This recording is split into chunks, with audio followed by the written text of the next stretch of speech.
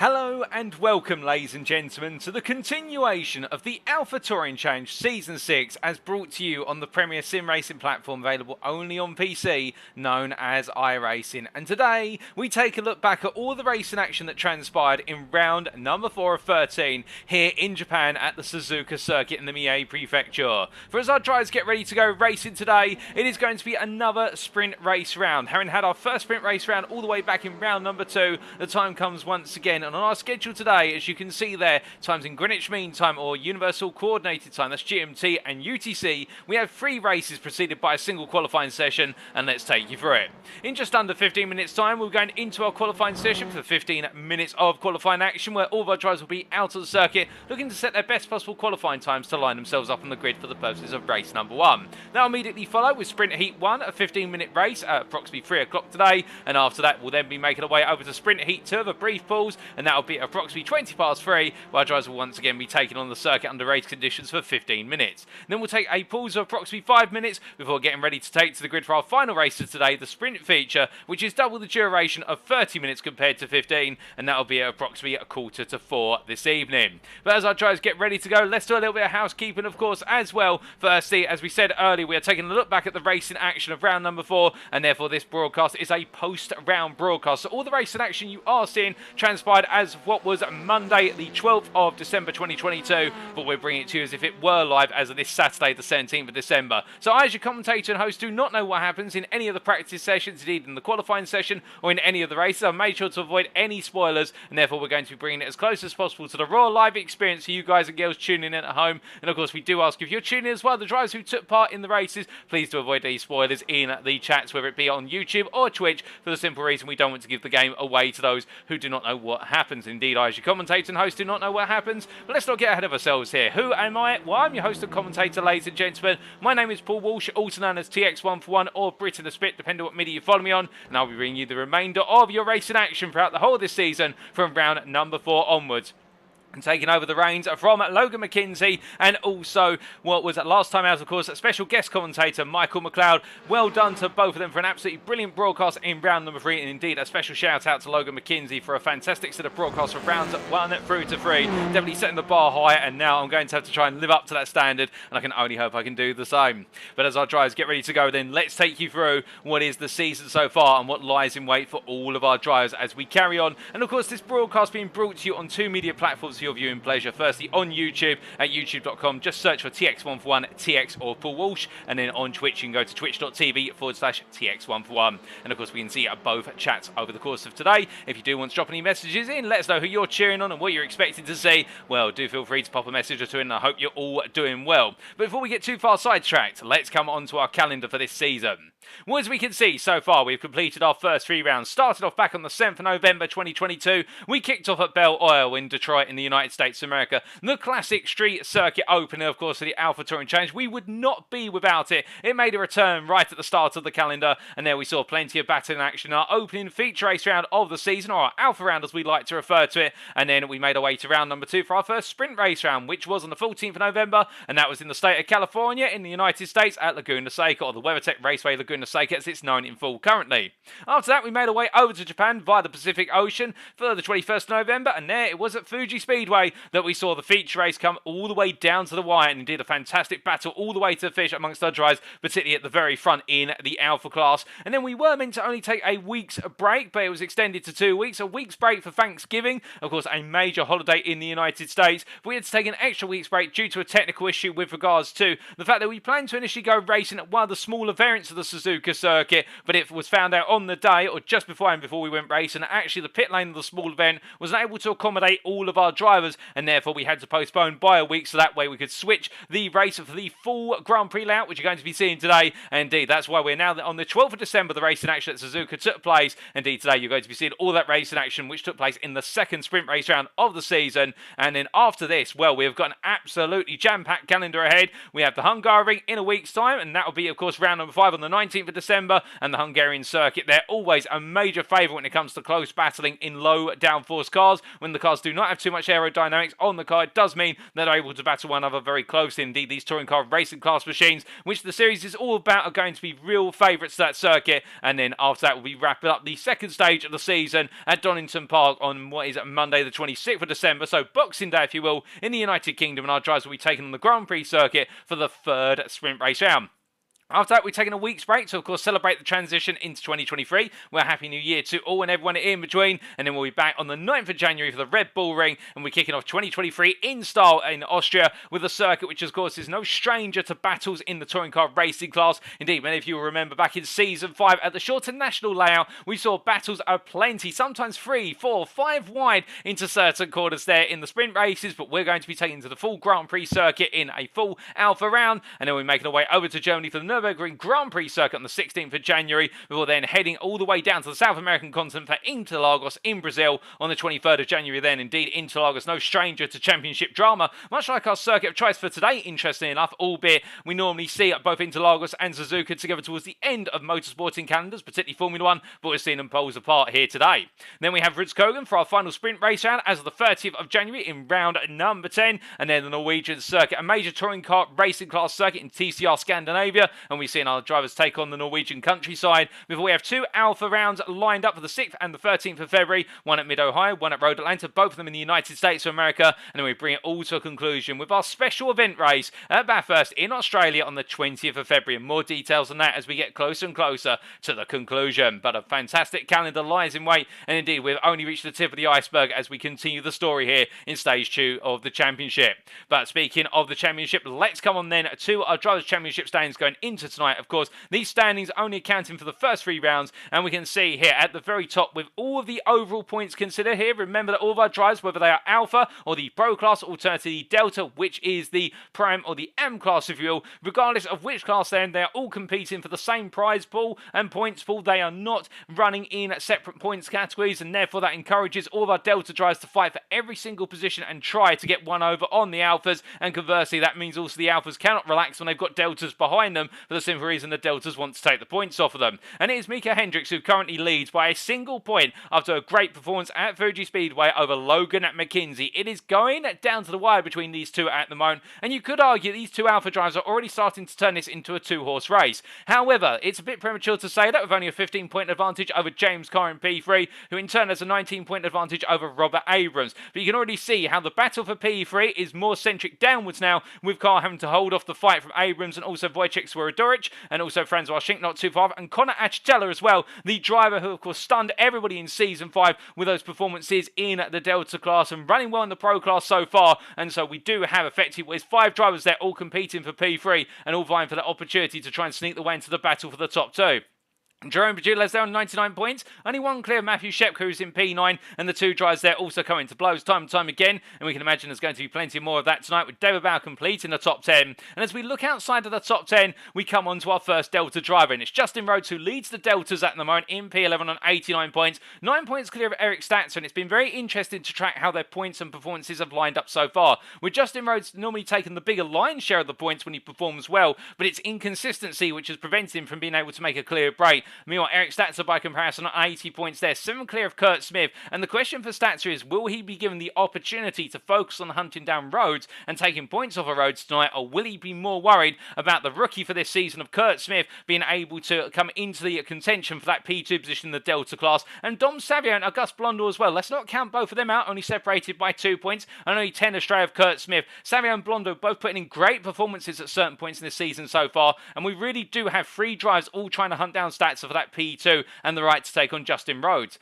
Adrian Fedorowski, meanwhile, in P16, 2 points clear of Charlie Pouillet, who's in 17th by comparison, and the rookie there on 50 points doing a brilliant job as well in staying close to the top 5 of the Delta class, with Daniel Smith in P18, ahead of Kirk Lane and Daniel Sedino, who completes the top 20. And outside the top 20, we have Mark Senegal there on 20 points, 3 clear of Sismon Bjujuk, as he continues to try and get his way into that top 20, with Aaron Hall in P23, Alex Kotlowski in P24, and then Tony Roma, Mark Donnell, Michael Zepp, Spencer Cockayne, Samuel Cran and John Lauzon complete the top 30, and outside the top 30, and worth a mention of course, Mark Crawford, Benjamin Harris, Ian Maddox, Gurkan Demir, Ryan Windfeld, John Lynch and Stefan Chalafu complete the standings for our 37 drives out of 37 to date. But coming on to the Teams Championship standings, we can see going into this round, it is Breakfast for Dinner who lead the way on 411 points, with a reasonable margin at the moment over Beaver Buzz. They're extending to what is their 69 points in total. The gap between the two teams growing to a degree, but in return, of course, there is the question, can the likes of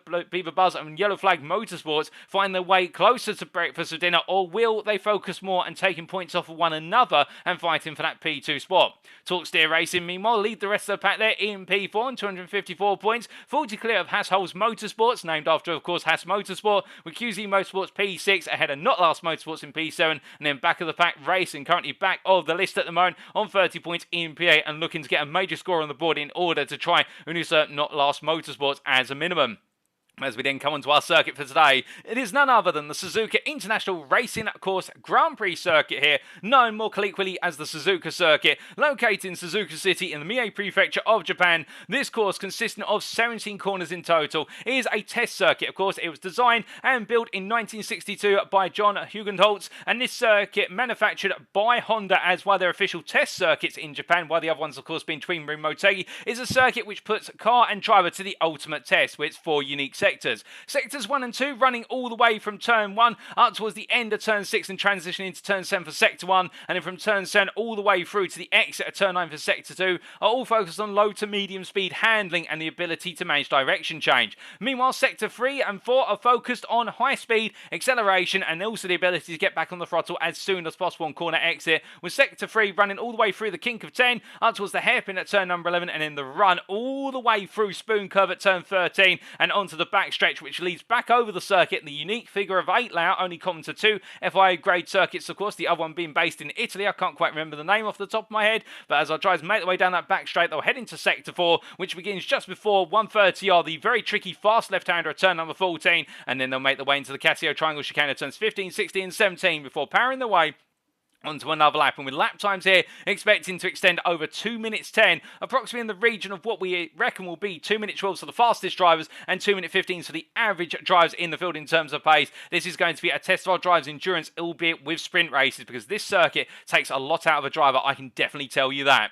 But coming on to our race rules and regulations, of course, we can't go racing without them. In terms of setups, our car fuel loads for today have been restricted to 45% for this round, and keep in mind, of course, this is an open setup series. Our drivers can bring whichever setup they choose to their cars to the circuit in question, and that means it all comes about car and driver. And in terms of the sprint races, let's just take you through the format. There are no pit stops required in any of the 3 races, firstly, so if we see anybody come into the pits, it will either be for a drive-through penalty or to repair damage on the car or to retire the car. The grid for race 1 shall be, of course, set by qualifying, but the grid for race 2 shall be our top 4 reverse of race 1's results. So the winner of race number 1 will be starting P4 on the grid for race number 2. 4th place finish in race 1 starts on pole. Meanwhile, if you finish 5th or lower in race number 1, that is where you'll start for race number 2. Meanwhile, the grid for race number 3 shall be a top 8 reverse of race 2's results, so the winner of race number 2 will be starting in P8 for the purposes of race number 3. Conversely, the 8th place finisher in race number 2, they start on pole, and then from 9th downwards, they start where they finished in race number 2. A driver shall receive a drive-through penalty if they accumulate 9 instant points, and if they extend that up to 13 instant points, then they'll be disqualified from the racing. The following bonus points are available as well for the sprint race rounds. Is 1 point for pole position, and that is overall pole position, not class pole position in qualifying. There's 1 point for the fastest lap over all the races, so come the end of today's racing, the lap times will be checked, and whoever set the fastest lap over the 3 races should be given the bonus point. There's also 1 point for the Sublime Finesse Award, which is the fewest instance over the entirety of the round. There's also 1 point for leading a lap in a given race, and our drivers will not be stacking up additional points if they lead a lap in multiple races. They'll just get 1 for leading a lap at some point during the race in action today. And there's also 1 point for the Naked Aggression Award, which is the most overtakes by a driver in the given round. And we're expecting plenty of overtaking here, because the Suzuka Circuit is no stranger to overtaking opportunities. But coming away from rules and regulation, I know what you're all here for. You're here for the racing action, and let's head back to our live pictures here. And indeed, as our drivers get ready to go, we do have a number of our drivers parked up in the pit lane at the moment, with less than a minute before we head into the qualifying session. I think most of our drivers right now getting themselves mentally prepared, although we do see a couple of drivers still out on the circuit, including August Blondel there in the Hugenholtz Motorsports Veloster as he makes his way through Casio Triangle, and of course they're stapled over the front and side of the car are the faces of Gene Haas. Well, not Gene Haas, my apologies. Gene has been the owner of the circuit. I'm referring to Gunther Steiner, in fact, there, to get the names that are mixed up. Gunther Steiner, the team principal of F1's motorsporting team, Haas Motorsport, and indeed their very popular face within modern motorsport. Saying it as it is, normally from Gunther Steiner, also referred to under nickname as Banter Steiner, given the fact that a lot of things that he said have become internet memes or banter memes over the course of his time in F1. And I think he'd be severely missed if he were to retire from the sport at any point. But as we look to Matt Shepka here, heading down towards turn number 1, where he's a sign he's had enough of making his way down towards turn number 1 there, and I think just putting the car off and testing to see how it will crumple on that barrier if he does get it wrong. But that's qualifying underway very shortly, ladies and gentlemen, with practice being complete, and now let's head into our session.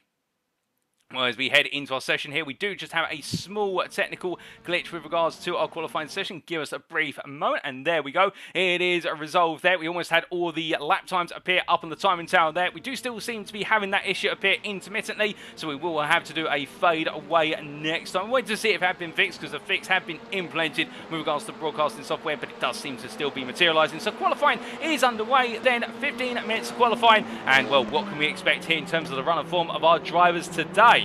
Well, given the fact that this circuit is a test circuit and therefore there's no one right way or no one right type of car in order to get the utmost out of the Suzuka Circuit, with every component of the car being tested at some point over the course of the session, you would imagine here our drivers would be quite loath to take anything for granted. Indeed, in their choice of machinery, we cannot take anything for granted in terms of which car is going to be on board.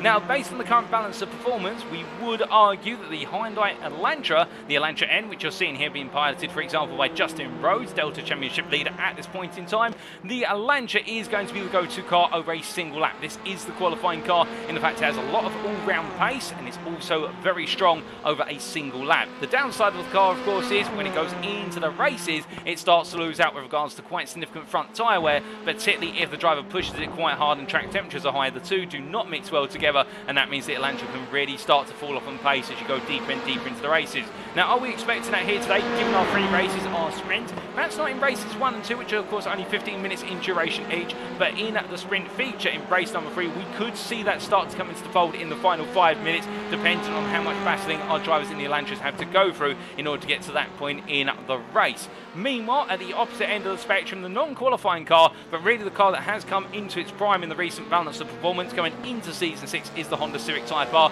as we can see here, one being piloted by Kirk Lane as he makes his way through the right-hander at turn number 12, and as he makes his way all the way towards Spoon Curve. The Honda has a little bit of everything with regards to handling, tyre management, and also evolution during the race in terms of being able to maintain that pace, but the things it lacks: straight line speed. This is why the slower end cars, in fact the slowest of the 4 TCR racing machines available in terms of the top end speed, and also the acceleration beyond 2nd and 3rd gear can be found quite lacking in 4th and 5th gear. So we're expecting the Hondas here to be very strong over the race duration, but perhaps in qualifying may not be the strongest by comparison. And then what about the other 2 machines that are available? Well, of course, we do have the Hyundai Veloster, albeit we're not seeing a Veloster making its way onto a lap at the moment, as Logan McKinzie leads the field onto their first flying laps, and we'll ride on board on their second flying laps at the earliest here, give our drivers time to get a bit of tyre temperature up, given the fact the tyres on these TCR machines normally take 2 to 3 fast laps before they are in the golden zone in terms of performance. So I have to wait and find out.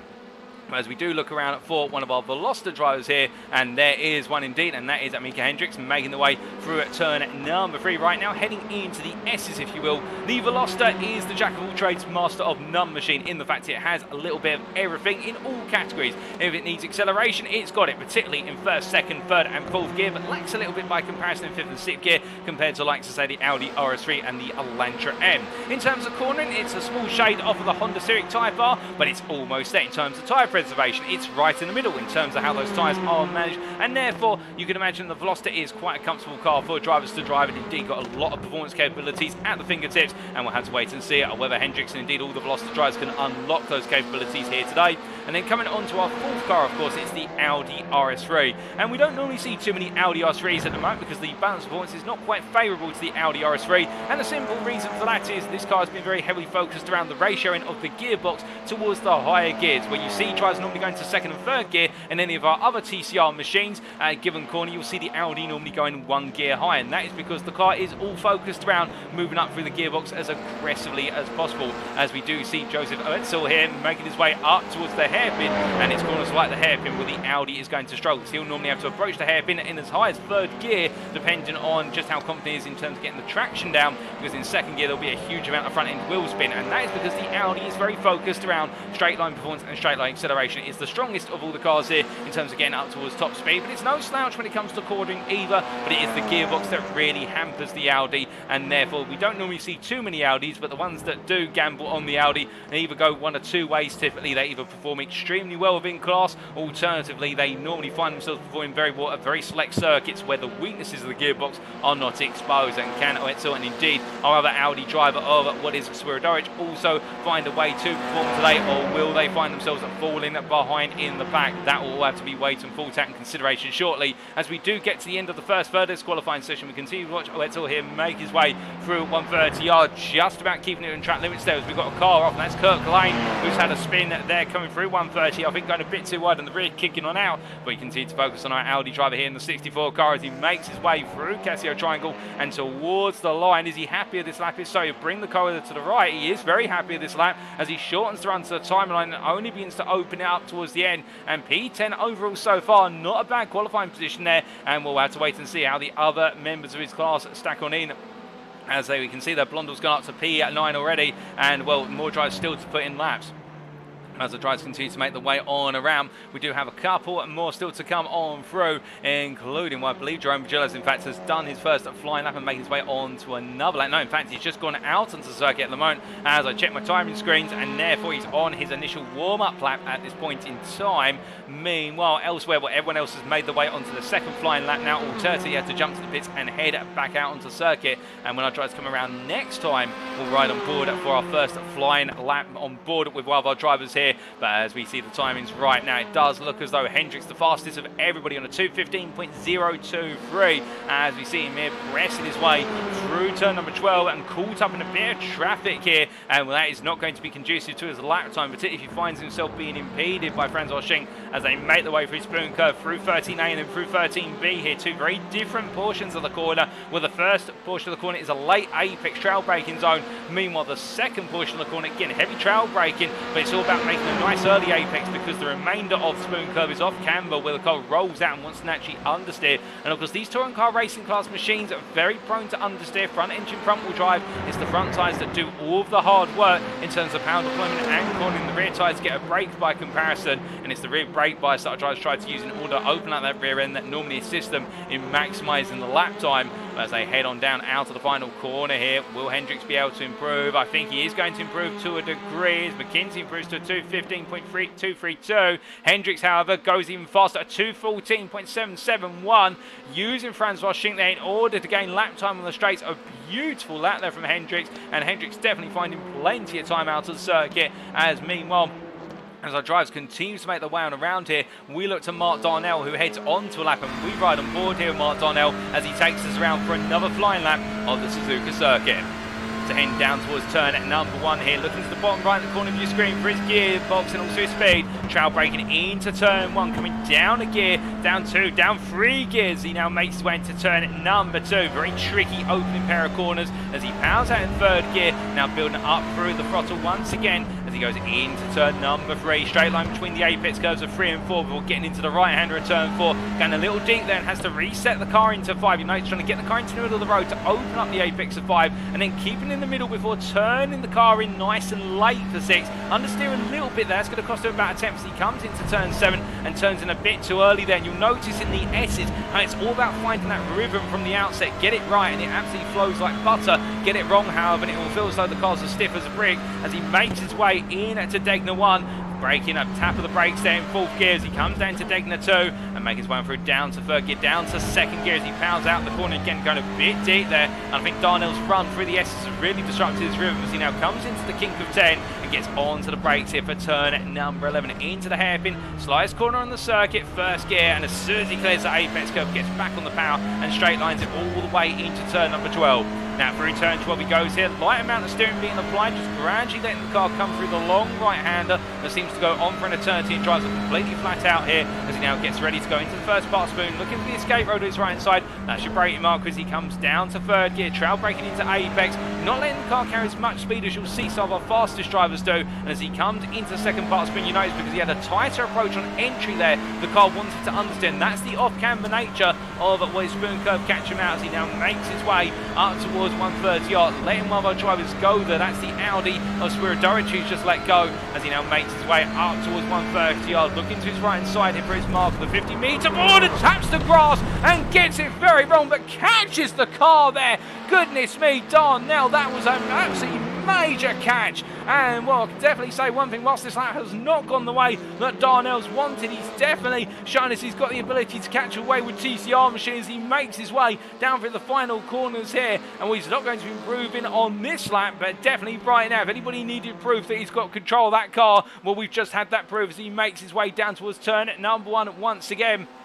As Darnell heads on down. Meanwhile, with just over 5 minutes to go, it looks as though it is becoming the battle of Hendricks versus Spiridoric for pole position overall, and also in the Alpha class. In how can you tell who the Alphas and the Deltas are here, you ask? Well, if you look to the time and on the left hand side of your screen, those are the blue slash against their name, they are your Alphas or your pros, and meanwhile those with the purple slash against their name, those are the Deltas or your primes stroke AMs, if you will. But as we see Spiridoric heading on through the S's here through turn 6 into 7, James Carr jumps all the way up to P3 for breakfast for dinner with a 2:15.105. And when it does look as though here we have a battle for pole position between two drivers of Hendricks and Spiridoric, and then we have a battle for P3 between the trio of Carr, Schink and McKinzie, all from different teams.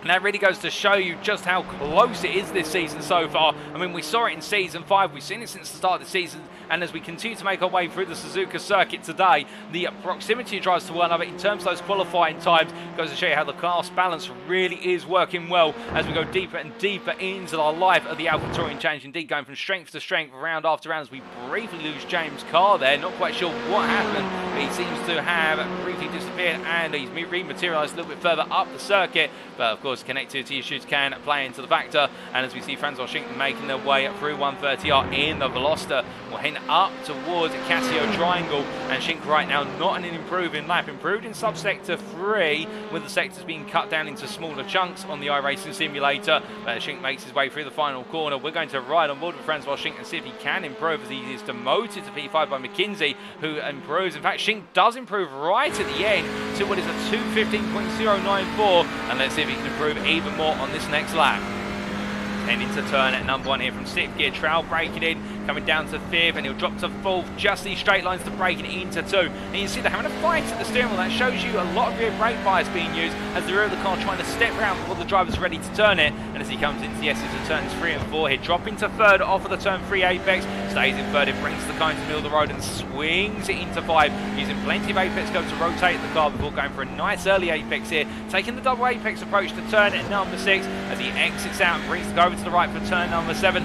Late apex, as soon as he connects that curve, gets the throttle in, gets it on full power as soon as possible, and that's the long run all the way round to Deg Noir. He's getting ready for his brake mark on the left-hand side here, looking for the 50-meter board, dab of the brake, down to 4th gear as he clears the apex curve, and now using the exit curve in to balance the car as he comes into Degner 2, opens up the corner, powers out of it as he goes under the bridge, and now up towards the hairpin, going through turn number 10 here, up into 4th gear and onto the brakes now. Will he drop all the way to 1st? He does indeed, and by the apex going all the way down to 36 miles an hour as he now gets back on the power and heads all the way up towards the spoon curve.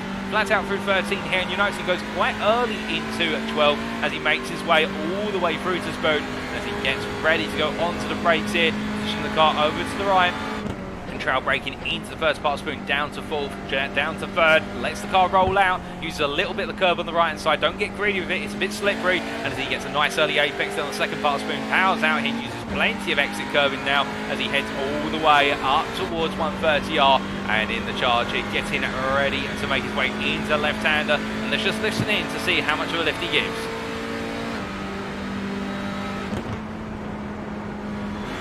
Upshift to 6th and then back to 5th there, and a left as he made his way on through, getting the rotation on the gear shifts as he heads into Casio braking at the 100 meter board on the left-hand side down to first gear. Between the two apex, he goes straight over the curve at turn number 16. Round through 17 he goes. It's a beautiful lap by Shinkin as he heads to the line. What's it going to be? Will it be an improvement? It is an improvement. He jumps to a 2:15.0 flat there with no variability, and it puts him 4.5 tenths of a Hendricks' pole lap, but in return it puts him in the prime position to take that P3 in the overall qualifying standings there, ahead of Abrams and McKinzie, and James Carr now sitting only a tenth of a Shink's time for P3, with Shepka as well only a further 200ths off. It looks over here we're going to have effectively now a five-way battle for P3 on the cards, and Swiradowicz in fact only a tenth ahead of Shink. It does look as though Swiradowicz cannot find a way to get back at Hendricks, and this is a surprise with Swiradowicz normally being the pace setter, but Hendricks finding some absolutely phenomenal pace. And as we look to the chat there, the YouTube chat, we say hello to Franz Washing and also to Daniel Sedino. Hope you guys are doing well and having a great weekend so far. And well, we've only got 30 seconds left here in this qualifying session as we see James Carr coming on through. He will get one more lap as a result, with overtime in effect, while tries if they're on a lap when they get to the 15-minute mark, they are allowed to finish that lap. Carr coming across the timing line then, and he does not improve that time. He's going to go once more in the Elantra. What about elsewhere on circuit? Well, we do have Joseph Oetzel here making his way on through in the Audi, and he will get one more time on the wood. He just creeps across the line with 4 seconds remaining, and in fact we don't have overtime here. We head straight in to the grid for race number 1. Well, they line up as follows then for race number 1, ladies and gentlemen. It is Micah Hendricks who starts off on pole for Hugenholtz Motorsports there by 1/10 in the end over Wojciech Swiradowicz, with Swiradowicz making it count and making his way onto the second spot on the grid. Franz Washing and Logan McKinzie line up on the second row, ahead of James Carr and Matthew Shepka, who line up on row number 3. Robert Abrams starts P7 on row number 4, joined by the Delta pole sitter of Justin Rose for breakfast for dinner there in P8, with John Lauzon for Beaver Buzz Energy and James Logston completing the top 10 there. James Logston, the privateer, taking P10. Connor Achatella and David Bout line up on your 6th row together, the Yellow Flag Motorsports driver just ahead of the breakfast for dinner driver, and then behind them we have on row number 7 Jerome Bajulas and Beaver Buzz Energy, joined by Daniel Sedano from Hugenholtz Motorsports, and then on row at number 8 we have a Gus Blondell and Eric Statzer line up together there, the privateer putting in a good qualifying session but not on the pace, it would seem, of what is your championship leader in the Delta class of Justin Rhodes. Indeed, Statzer finding himself behind Blondell and Sedano, and will be battling hard, we can imagine, in order to try and get P2 in this race and set himself up for success going deeper and deeper into the races tonight. Dom Savio and Kurt Lane line up on your 9th row, with Joseph Etzel and Mark Donnell completing the top 20. On the 10th row, Spencer Cocaine and Adrian Fedorowski on row number 11, and then Kurt Smith line up P23. That's how all of our drives will be starting for race number 1 here, ladies and gentlemen, in round number 4 of the Alpha Touring Challenge Season 6. And well, as we clear the grid from our screen, we now wait for a couple more drives to get themselves cars. We say hello to Mark Darnell there in the YouTube chat. Hope you're doing well, Mark. Indeed, beautiful catch of the car earlier on in the qualifying session. You've got to, if you don't play cricket, you might want to consider being a fielder by that catch. But now we await the lights.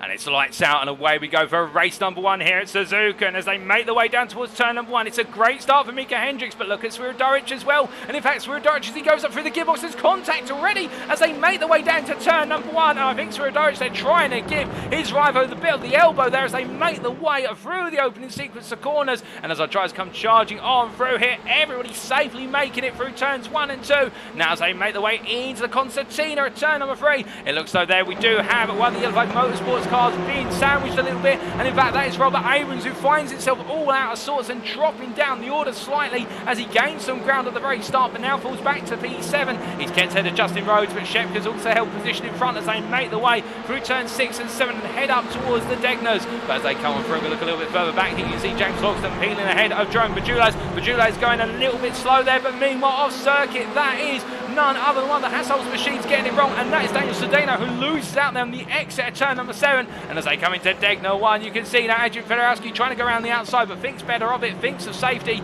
as they make the way under the bridge. But as they come charging on down, we look to Connor Achatella here, who looks to go under braking into turn number 11. They come on through, and we apologise there for some of our drives disappearing, ladies and gentlemen. We have got a slight technical issue when our drives go underneath the Suzuka bridge, if you will, but we're going to work around it. You'll just see some drives jump jump in and out of existence for a brief while, but it's not going to deter from the race as Achatella here battles hard with David Bauer, and this is a position as they make the way up towards turn 13. Into Spoon they go, and Achatella right now holds firm, but he goes a bit deep, and that's going to cost him in terms of the exit run, as just in front we did see as well Justin Rhodes and Robert Abrams both having cold tyres hold them at bay, but meanwhile a bit further up the road, that is James Carr who goes wide coming out to Spoon. He loses out to Logan McKinzie as they make the way up towards 130R for the first time of asking. Meanwhile further back, Kirk Lane here battling with Sedano. Sedano tries to recover what he lost at the start as they battle the way up towards 130R in the hunt for P18, and will they settle their differences? But meanwhile looking up to Wade Shepka across the road and into the wall as he comes out 130R. It's all gone horribly wrong for Shepka, and well, I think that it might just be going a bit wide, and of course when you go onto that exit curb in at 130R, you dip a tyre beyond the exit curb, you end up on a lot of very slippery AstroTurf, and the car just goes on round. So after one lap of racing, we can see here the leaders coming into turn 1 once again. It's Hendricks ahead of Swierdorich, followed by Schink in P3, then McKinzie P4, a little bit off there by 8 tenths. James Carr P5, followed by Abrams P6, Rhodes 7th, followed by Lauzon 8, Achatella 9th as we see Lauzon goes deep. They swap places here, and Lauzon's got to be careful with David Bauer trying to pick a fight as they make the way into turn number 3. But look behind there, James Logston finds himself battling with Jerome Pajulas, and Pajulas makes the move. Logston being caught up behind Bauer in turn was caught up behind Lauzon, so one mistake has cost a number of drivers positions as they make the way through turn number 5 and up towards 6, 7 they go, and coming into the aforementioned turn number 7 now. Logston definitely after a great start just being slightly stumped as he makes his way through 7 and up towards Degner 1 once again, but things are settling down to a degree in the midfield now, and it does look as though the battling is occurring inside the top 10, and well, as we see there a little bit of what is their musical chairs with regards to what time and talent. Don't read too much into that, ladies and gentlemen. Drivers will rematerialise. We see Conrad Chatella here battling with Lauzon, and Lauzon after that mistake coming out of turn number 2. Well, Lauzon's going to try and go the long way round here. That's going to be very bold of Lauzon to try and go the outside of the hairpin, but he's going to make it stick here, I think, because now Achatella with a poor run out of the hairpin, because he couldn't get the power down for the simple reason he wouldn't have been wanting to elbow Lauzon out as they come down through turn number 12. You can see Achatella's had to back out. And as they come in towards Spoon Curve, Lauzon gets it done. Achatella loses the rear of the car. There's a bit of contact with Lauzon that sends Lauzon wide, but they both survive it. Achatella goes wide there, but that could have been curtains for the pair of them, but it wasn't to be as they make the way for the second part of Spoon. And well, my goodness, it seems though Hero drives off, push it to the utmost, and we're not even halfway into the sprint already, but the pressure is on and many are feeling it as they make the way down towards 130R once again. But as we look from them all the way towards our race leaders right now, our top 2 slightly breaking away as we ride on board the gearbox here. Micah Hendricks, the Hasholtz Motorsport drivers, tries to hold off the privateer of what is Swierdorich as they make the way through 17 on onto lap number 3.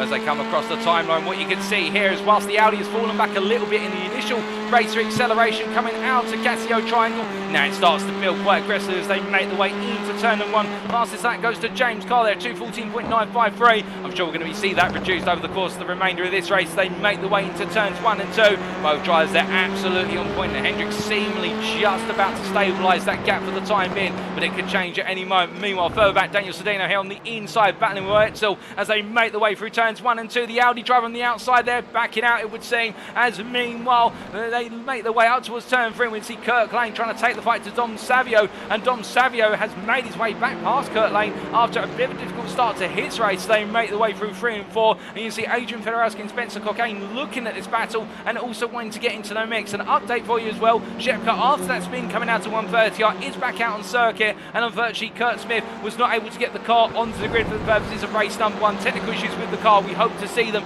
get the car onto the grid for the purposes of race number 2, but it will mean they'll be starting from the back. But as our drivers make the way in to Degner once again, of course we are having those slight technical issues with regards to our drivers making the way under the bridge. For some reason that bridge seems to consume our drivers, and then they reappear on the other side. There's still plenty of battling. No place changes have occurred recently, as we see here Federowski right now between the rock and a hard place of Lane and Cockayne as he goes in quite heavy on the brakes there, and Federowski definitely trying to find a way on through as Lane meanwhile dragging himself through the hairpin, and I think they're trying to get their message through to Federowski and Cockayne. Well, you're going to have to wait, unfortunately. I'm not as fast as you come through this corner. You've got to be patient as they make the way through 12 and up towards 13, and Dom Savio being given a bit of breather as a result. Meanwhile, James Logston was slight off track at 13, now making his way up to speed, but you can see Achatella here battling side by side, and these two, they are falling in one another's sides right now as they make the way up towards turn number 14, in towards 130 they go.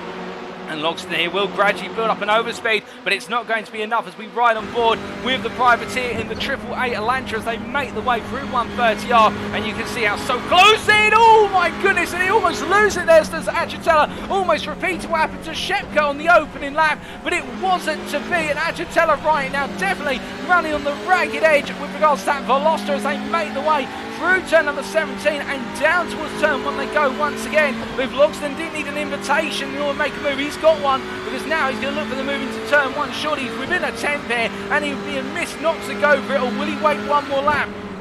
Well, he waits there and he thought about it there, but I think what he was also thinking is that Achatella may make another mistake, and he does. He drifts wide, and Logston there just backs off and slips his way out the inside and makes his way into P11, P10 in the Alpha class as they make the way into turns 3 and 4. Meanwhile, Francois Schinck just a bit further up the road, caught in the battle between McKinzie and Carr. McKinzie ahead, Carr behind as they make the way through turn 6 into 7, and as they make the way up the hill now, the challenge will be for Schinck. Can he find a way to be able to keep Carr at bay and hunt down McKinzie, because McKinzie is now being given quite a bit of breathing room as we reach the halfway point of this sprint, and as they make the way into Degner 1 and Degner 2 again. What is very noticeable is how, with the battling that these three are going through at the moment, Suzuka and Hendricks have broken away by a considerable margin of 2 seconds. It doesn't sound like much, but when the field is this close, 2 seconds is a lifetime. It is multiple laps of gap you've got to grow and bring down again. And as we see here, the battle for P3 raging on. Meanwhile, Robert Abrams now starting to break away a little bit from Justin Rhodes. It does seem as though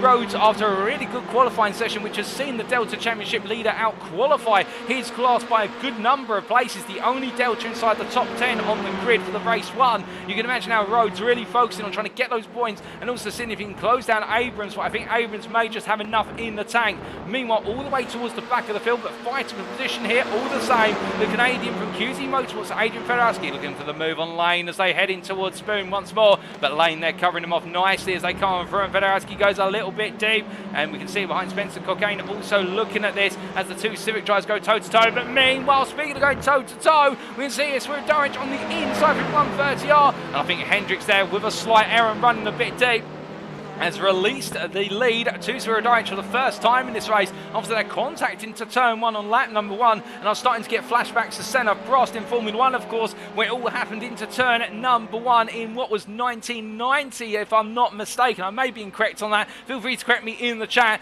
Well, we don't want to see that happen, of course, unless it's towards the very end of the season. You can understand perhaps why, but again, that's not the way we want races to go. But as we see here, Suzuka going into turn 1, he goes deep and goes out onto the AstroTurf, and as they come on through, the car slides away from him, but Hendricks jumps back up the inside and back into the lead of the race. But both drivers in, that goes to show how hard they're pushing, because they both made a mistake within half a lap of one another as they make the way through turns 5 and 6 now. And indeed behind you can see McKinzie, Schinck and Carr. They're all settling down here, this trio, and I think they all know there's a potential win on the cards here for each of them if they're able to inch a little bit closer as they make the way on up the hill, and now towards Degner 1 they go. And of course there's greater significance here for McKinzie, Schinck and Carr in the fact it's a top 4 reverse grid for the purposes of race number 2. So whoever finishes in P4 will get that coveted pole position for the purposes of race number 2. And right now James Carr would not want to miss out on that as they make the way underneath the Bridgestone Bridge. But as they make the way up towards the hairpin here onto the brakes, they'll go shortly. And what you can see right now, all staying in a line, and a bit of contact there between Schinck and McKinzie, as McKinzie really struggling there to get the car turned in this year. I wonder if he's cut those front tyres slightly,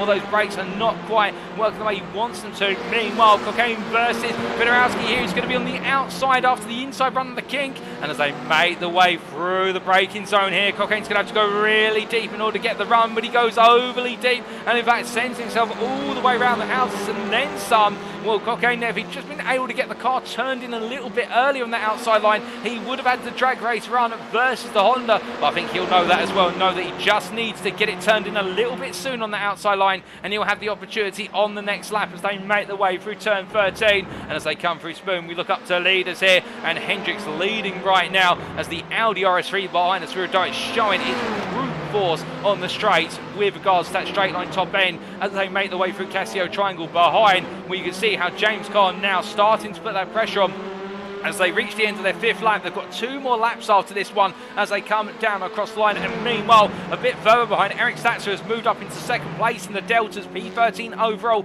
He has found his way past the Gus Blondell, and Blondell making a slight error coming through 130R. And in fact, Blondell having to come into the pits. I think there's some damage to the car after a mistake, and the Hassel's Motorsport driver losing out massively, as that mistake has cost him pretty much all the positions he's gained in this race, and even more than that as he comes on in. We can't see anything wrong with the car, but I think there might be some suspension damage that we can't actually visibly see, but he's feeling it. But meanwhile, as we look from our driver in the pits, the battle between the top 2, we ride on board here with Swierdowicz as the Polish privateer chases down the Hassel's Motorsport driver Hendricks as they head through turn number 7. Now making their way through the long left here and heading up towards Degner 1. Let's see if Swierdowicz is able to find a bit of closure here under brake through Degner 1 into Degner 2. You can see how the two of them, literally 2.5 tenths separates them as they come through Degner 1 into 2 here, and Swierdowicz trying to stay in 4th gear by comparison. We may lose him under the bridge here. We lose Hendricks. We don't lose Swierdowicz, but Hendricks will appear very shortly. There he is as they make their way into the hairpin, and what you can see here under braking, how they'll naturally come together, of course, given the heavy nature of the braking zone. But Swierdowicz not really losing out, and despite the gearing of the Audi RS3, really staying nice and close and compact to his rival, and that will make it difficult for Hendricks because he knows he's got to brake as late as possible to keep that lead. So Swierdowicz can always look for the switch up the inside, but as they make their way into Spoon Curve, it does look as though Swierdowicz backing off a little bit, trying to get an earlier apex for the second part of the sprint. He wants to get that power down, and now this is where the Audi will be strong, but he runs a little bit deep. It's not going to cost him too much speed as he now heads up into the penultimate gear, moving up through the speed with 1.5 tenths now as he releases 6th gear, and this is where the Audi is strong as he looks to go up the inside. It's going to be side by side into 130R, and as they make their way through the left-hander for the penultimate time in this race, Swierdowicz gets the move initially, but will he have it covered off into Casio? Well, Hendricks is going to say something else about this. They go side by side through the right into left here, giving one another just enough space to survive. And as they make their way down around, Hendricks is ahead by a nose as they make their way to the timeline here for the final lap of the sprint. Now the white flag is out at this point, 1.5 minutes to go, and as they head down towards turn number 1, it's Hendricks on the inside, Swierdowicz on the outside. Behind them, the battle for P4 is kicking off between Schinck and Carr as they make their way to turn 1. Swierdowicz there holds the outside line. The car steps wide a little bit on the rear end, and Hendricks is going to have the run out of turn 2. But can Swierdowicz find a way back in for 3? No, he can't. He has to back out for the time in. Meanwhile, Carr, by comparison, can't find a way into P4 versus Schinck at the moment. Schinck defending that P4 to take reverse grid pole for race number 2. It's completely understandable why he's digging in so hard as they make the way through turns 5 and 6 and head up towards 7. Further back, meanwhile, Jerome Bergula's putting pressure on what is David Bauer in front, as Bauer's had a poor run through turns 1 through to 2. And Bergula's here once again in a battle with Logston, his rivals. Logston tries to cut back, but Bergula's literally puts the car in the middle of the road and says, I see it coming, I don't think so, as they make the way through 7 and charging up towards what is their Degner 1 as they come on through the right-hander. And right now, Bergula's here and having to battle with Logston. It is giving Bauer more than enough breathing room here to play with some space, as meanwhile, further back, Adrian Federowski here looking for the move on Dom Savio. He's going to be on the outside here for Degner 1. He's going to rely on Dom Savio backing out, and Savio kicks his nose in, and Federowski goes deep, and Dom Savio retakes the place as Federowski brings the car back on the road. Right intention, just a little bit too much speed there, and Dom Savio had no way of wanting to back out there. It was a reliant move, and to be fair, credit on Federowski for giving it a try, as meanwhile we look back up to the leaders here. And Hendricks continues to lead as they come through Spoon Curve and now make the way on the final run of the back straight. And this is where Swierdowicz needs to be close to that gap of 3 tenths. Literally only an extra half a tenth compared to how it was last time. But that's all the difference as they make the way down the back straight up towards 130. You can see Swierdowicz taking a peek, but he's not close enough here. And I think Hendricks will be safe. He nails the braking zone for Casio and makes sure not to leave the door open. Swierdowicz will have no tools at his disposal as they come onto the brakes. Hendricks goes a little bit deep, but he gets to stop nicely there for the second part of Casio, and through the final corner they charge, and as they come on round, he's going to do it as the checker flag waves. It is Micah Hendricks who takes the win in race number 1 for Hassel's Motorsports ahead of Swierdowicz in P2, Logan McKinzie P3, Francois Schinck P4 taking reverse grid pole for the purposes of race number 2, James Carr P5, Robert Abrams P6, Justin Rhodes P7, John Laus on P8, and then it's Jerome Bergula's ahead of David Bauer and James Logston, with Connor Atchitella there, P12.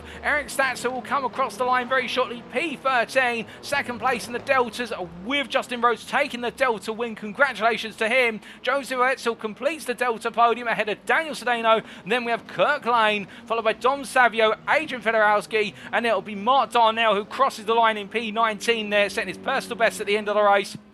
And Auguste Blondel will be shortly coming on through to take P20 in a difficult race for him. And our last finisher on the lead lap, and indeed our last finisher in this race, will be Spencer Cockayne, who comes on home P21 with the 2 retirements of Matthew Shepka, who retired at 5 laps on the finish, and Kurt Smith, who could not make it to the grid due to technical issues. But what an absolutely thrilling race number 1, ladies and gentlemen. And very shortly, it's time for race number 2.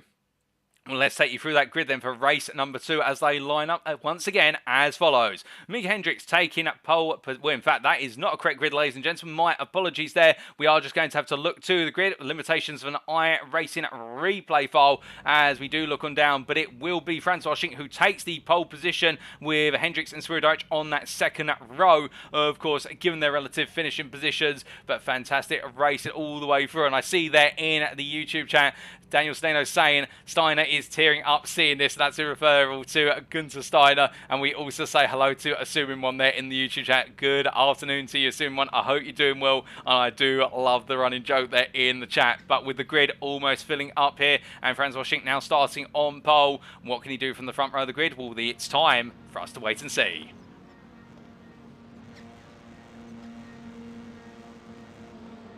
And it's lights out once more as we get underway for race number 2 here. Another 15 minutes of racing action, and Francois Schinck gets a very smooth start to this race as they head on down. But look at McKinzie versus Swierdijk here, and also Hendricks, who's literally fallen backwards on the grid as they make the way into turns 1 and 2. And as they come through here, Hendricks literally being assailed left, right and centre by Abrams and also Rhodes, as Rhodes has had a good start. And as they make the way around, we're hearing that Blondel's had a major error on circuit further back, but Swierdijk here being pinged by Carr as they come through turns 3 and 4. And James Carr getting the move done. Meanwhile, Abrams here battling with Hendricks, and Hendricks having to battle to survive through these corners, but he's going to get it done. As meanwhile, Dom Savio behind. We've had an instant at turn number 5, and I believe that is Adrian Fedorowski and Dom Savio coming together, and Eric Statzer as well involved in the mix there. And it looks as though Fedorowski into the wall. Auguste Blondel having an off track at turns 1 and 2 from what we're hearing, but a number of drivers having to go horrifically wrong for them at the very start of this race. But looking further up the order from the very back, we can see David Bauer here making the move on Etzel, as Bauer has dropped a long way down the field as well as they come through the Degners. But it definitely has been drama on lap number 1 so far compared to how it was in race number 1 as our drivers make the way up towards the hairpin. The first time of asking this race, and as they make the way on through, we can see Shepka here right now trying to hold off David Bauer. And of course, remember that Shepka, having started from the back of the field with his retirement in race number 1, he's got to fight his way up through the order as soon as possible as they make the way on through, because the Alpha driver here is in the hunt versus the top 10. He doesn't want to be stuck outside the top 10 because he's always going to lose some major points as time wears on. But meanwhile, we look up to Swierdijk here, who looks up the inside there. James Carr goes very deep for the latter half of Spoon, and I think there might have been a bit of a precedence that I think he may have got it wrong coming through the first part of Spoon. But either way, Hendricks here looks at a move in return, and I think he's going to get it as James Carr just has no top end speed at the moment in the run down the back straight, and that's the sign of him getting it wrong at Spoon Curve. And now Hendricks here up into the top 4 once again after starting in what was P4. He's had to recover there, but he's recovered come the end of lap number 1 as they head onto the brakes for Casio Triangle. He has to go defensive there with a slight run wide out to 130 yard, but he keeps it just about on track as they come through and to complete lap number 1. So after 1 lap turn, it is Francois Schinck who leads the race going on to lap number 2, defending versus McKinzie as they head on down. And you can see here McKinzie trying to look around the outside here, Schinck pushing hard as McKinzie tries to close him up to the inside of the apex, but as they make the way on through, McKinzie tries to carry it all the way round. This is going to be bold from McKinzie as there's a car off there. Hendricks goes wide as well, and McKinzie can't make it work, but he kept it on track. Hendricks gets it wrong and drops all the way to P6 by comparison, but Logan McKinzie here in an absolute tooth and nail fight as we ride on board with the yellow flag motorsports driver. Well, I'm not sure what's motivating him compared to race number 1, but I can tell you one thing right now, he is fully fired up, and the pace is showing as he tries to press a Schinck as they make their way through turn number 7. And as they come through, he gets it a little bit wrong. The exit of 7, in fact, doesn't carry the speed he needs out the corner, and now actually a little bit more vulnerable to the offensive from the Swierdijk behind as they make the way into Daytona 1, taking a lot of apex curve here. Meanwhile, Schinck taking barely any apex curve. I wonder if he's a little bit bit worried about the apex of Degner 1 unsettling the suspension on the car, and as they make the way up towards the hairpin here, well, I think for McKinzie, he's got to really try and focus on getting a bit closer to Schink, because otherwise Swierdorich will take a move as soon as he possibly can, given the fact now that Hendricks has lost out considerably. But as they make the way out to turn 11 and up towards the run of Spoon Curve once again, you can see now that Schink definitely starting to pull away a little bit as they make the way on through. But as the tries come roaring on around, things are calming down a little bit, although Shepka's continue to try and find a way up through the order. His next target will be Kirk Lane as they make the way up towards turn number 13. Into left hand they go. We've got Dom Savio leaving the pit lane at the moment. Eric Stats is still in the pits, having repair work done to the car. So two drivers who races right now have essentially been turned into recovery races, and long distance recovery races at that. And speaking of long distance, there are cameramen sitting at long distance as we see Shepka trying to put the pressure on versus what is Lane, and Lane there pulling to the outside. I think he may be letting this go as they make their way into 130R. Shepka's going to try and make the move. Lane's going to try and hold the outside. I think Kurt Lane, in fact, trying to defend here from outside to inside, and it's so well, great racing between the two of them there to make it too wide through 130R, and Kirk Lane not giving this up, completely proving us wrong there, and he's actually digging into the defend. And to be fair, every point's valid here, given the fact that you take points off the Alphas as a Delta just as much as the Alphas will take points of you as they make the way across that timeline once again. But meanwhile, looking to the front of the field, McKinzie this time goes around the outside and he finds it for the lead of this race. He goes on to lap number 3 and he takes the lead off of Francois Schink. And meanwhile behind, I think that's Jerome Bajula has taken a little bit of a run wide coming out to turn number 2, and as a result he's released James Logston as they make the way through turns 3 and 4. Meanwhile a bit further back we're hearing that Kirk Lane is still digging in very deep and keeping Shepka at bay, and well, in fact we can see them here, and Lane right now enjoying some of the best defending we have seen from him this season so far as he makes his way through turns 5 and 6 here. He is not giving in at all, Kirk Lane, and credit to him as he makes his way into turn number 7, although it goes a little bit deep there, and that's going to be the door that Shepka's thinking about. But he brings the car back onto the line just in time, and Shepka trying to get his nose in there as they make the way on through. No change at this battle for P13, but you can see just in front there Daniel Sedino with what has been a difficult start to his second race of today. Well, now he's just within arm's reach of Lane as they make the way up towards the hairpin, as they come charging on through a bit further back. We see Auguste Blondel making its way past Spencer Cockayne, who had an off-track at Degner 1 as they make the way up towards the hairpin. And as they come through, now Darnell just in front here, and Mark Darnell trying to stay alive in the hunt for what is a top 5 finish, given he is currently P5 in the Delta class. But meanwhile, we look back to Kurt Lane, who's continued to try and hold on to what will be P13 overall, 3rd place on the podium in the Delta class. He's not going to lose Delta position there to what is Shepka. Shepka gets his nose in, makes Lane go a little bit deep there in Lane. I think not comfortable with the fact he had a nose of another Honda in his inside. That's cost him a lot of momentum. But speaking of big momentum, now we'll see Oetzel trying to look for the move as well. But before we do that, it's Swierdorich up the inside of Schink as he moves up into P2. Schink goes a little bit deeper at 130R, and James Carr comes on through and immediately cuts into the middle of the road, and we can see Schink losing the rear of the car, and he stops in there as they all concertina together. And my goodness, the cat-like reflexes of Schink, and also what is Abrams, Hendricks, Lauzon and Rhodes to avoid that from being a 5-way collision there. That could have been so very different, and they all reacted just in time as Logan McKinzie goes fastest man with a 2:14.96, and now we can see how Abrams trying to do what McKinzie did only a lap ago, but he can't quite find it. They come into contact and Schink goes off onto the gravel as Abrams right now loses out massively as a result there, and well, the gloves are off, and Logston now looking at this and I think trying to find his way on through. And James Logston, the one driver who just does not seem to have any luck whatsoever when the incident occurs in front of him. He's always seemingly stuck behind it as they make their way through 5 and 6 and coming up the hill, and as they charge their way into the left-hander, well, it does look as though there might have been a little bit of a coming together with regards to Abrams and Schink. More to it than meets the eye in the run into 1 and 2. But as they come now down into the braking zone for Degner 1, well, we can see here things are settling down to a degree, but Schink will not be best pleased about that. There's no doubt about it, as that's going to cost him some major points here in the second race of today. Further back we can see Blondel right now battling with what is there, Mark Darnell on the inside to outside run for Degner 1, but he's going to clear Darnell well before he needs to worry about going too wide into Degner. And as they make their way through Degner 2 right now, you can see that Blondel already breaking away, having taken that P5 in the Delta class. as they make the way through the kink and up into the hairpin. Spencer Cockayne now the next man to try and strike versus Darnell as they come into the hairpin, and Cockayne going very deep. They're very late on the brakes, and in fact, oh goodness me, I think they're carrying a bit too much speed and the car going a bit wayward as the Hassholtz Motorsports driver. They're showing every bit of enthusiasm, but I think he just needs to temper it a little bit, as that could have been tantamount to disaster as he brings the car through 12. But meanwhile, as he makes his way through, we look back up to the race leader here, and in fact we ride on board the gearbox of Logan McKinzie from Yellow Flag Motorsports. They come through 130R, and now we're going to see McKinzie put through a huge test of dexterity in terms of being able to place the car in the right place at the right time to keep Swierdorich at bay, because that Audi, we saw in race number 1, has a lot of power coming off of the likes of Spoon Curve, and also once it exits the S's. And can McKinzie find a way in the Elantra to keep Swierdorich at bay? Swierdorich sets the fastest lap of the race, a 14.825. He is definitely flying right now as the RS3, but as they make the way into turns 1 and 2,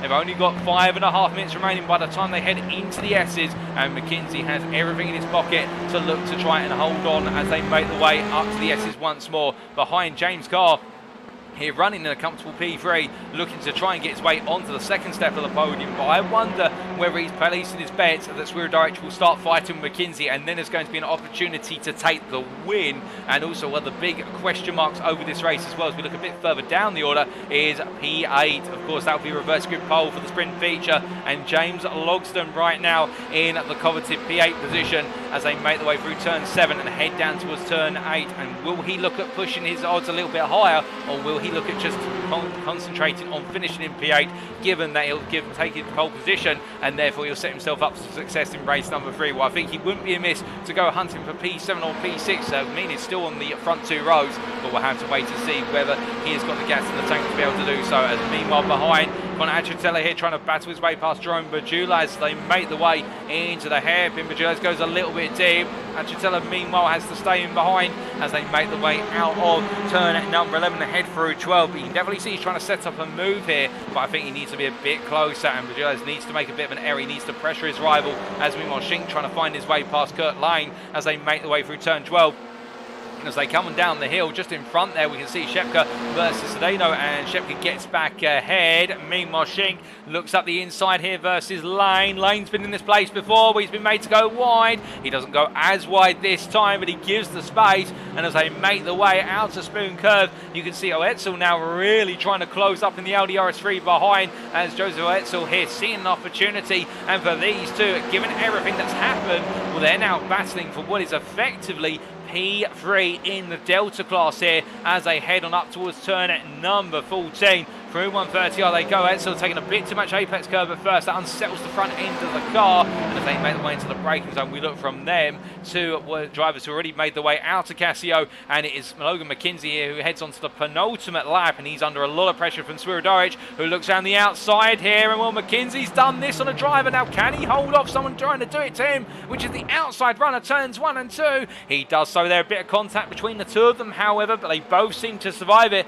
as they make the way out of 2 and into 3. But Swierdorich definitely putting all the pressure on as James Carr just waits, watches and listens for an opportunity to arrive as they make the way through the S-bends and down through turn 6 they go. Now you'll notice there in P4 and closing like a missile right now is Hendricks, but Swierdorich puts it on the inside there at turn 7. Oh, he goes all in here. He's going to gamble all the chips in one go, which is to put the car on the inside line to turn 7. That's going to compromise both drivers' runs, and they've got to give one enough space. They head into Degner, but the problem now for McKinzie is he's completely offline through Degner 1. It's going to cost him speed into Degner 2. You can see how James Carr is right on the back of this. McKinsie's closing behind, and John Lawson and Justin Rhodes are going to war as Rhodes is on the outside. They're coming out of Degner 2, and as they make the way up towards the hairpin, Robert Abrams looks up the inside to outside. He can't quite find it, and Lauzon parks the car. There's contact there as they come through the hairpin, and you can see what Lauzon's got to try and do. He's got to get the pair of them to battle one another as Robert Abrams looks to go up the inside of what is Rhodes there for P7. P6 in the run through turn number 12, and as they make the way through the long right now, Robert Abrams gets it done, and I think their Rhodes may be thinking, you know what, I don't need to battle it too hard for the simple reason I'm not in the same class as these guys. He wants the points, but speaking of somebody who also wants the points and places, James Logston there reveals the ace up his sleeve, which is a dive to the inside on the second part Spoon, and as they come out the corner where he's got to back out, he has not got the impetus to get the move said and done, and with Jerome Bajers and Connor Achatella only 6/10 behind, right now it's anyone's guess who's going to be in that P8 position come the end of this race, with only one more lap after this one. But as they all will make the way through 130R here, the gloves are really coming off between these drivers, and I think right now some tempers are starting to get a little bit hot, and I wonder if they'll reach boiling point before the end of this race, or whether they'll simmer and wait for race number 3. Well, Rhodes there clipping the rear of Abrams, coming out to Casio. He's into the pits, it's Justin Rhodes, and I wonder there if that may be a drive-through for contacts, or whether there's some damage to the car. But Justin Rhodes right now, this is not going the way he wants it. It's late drama here,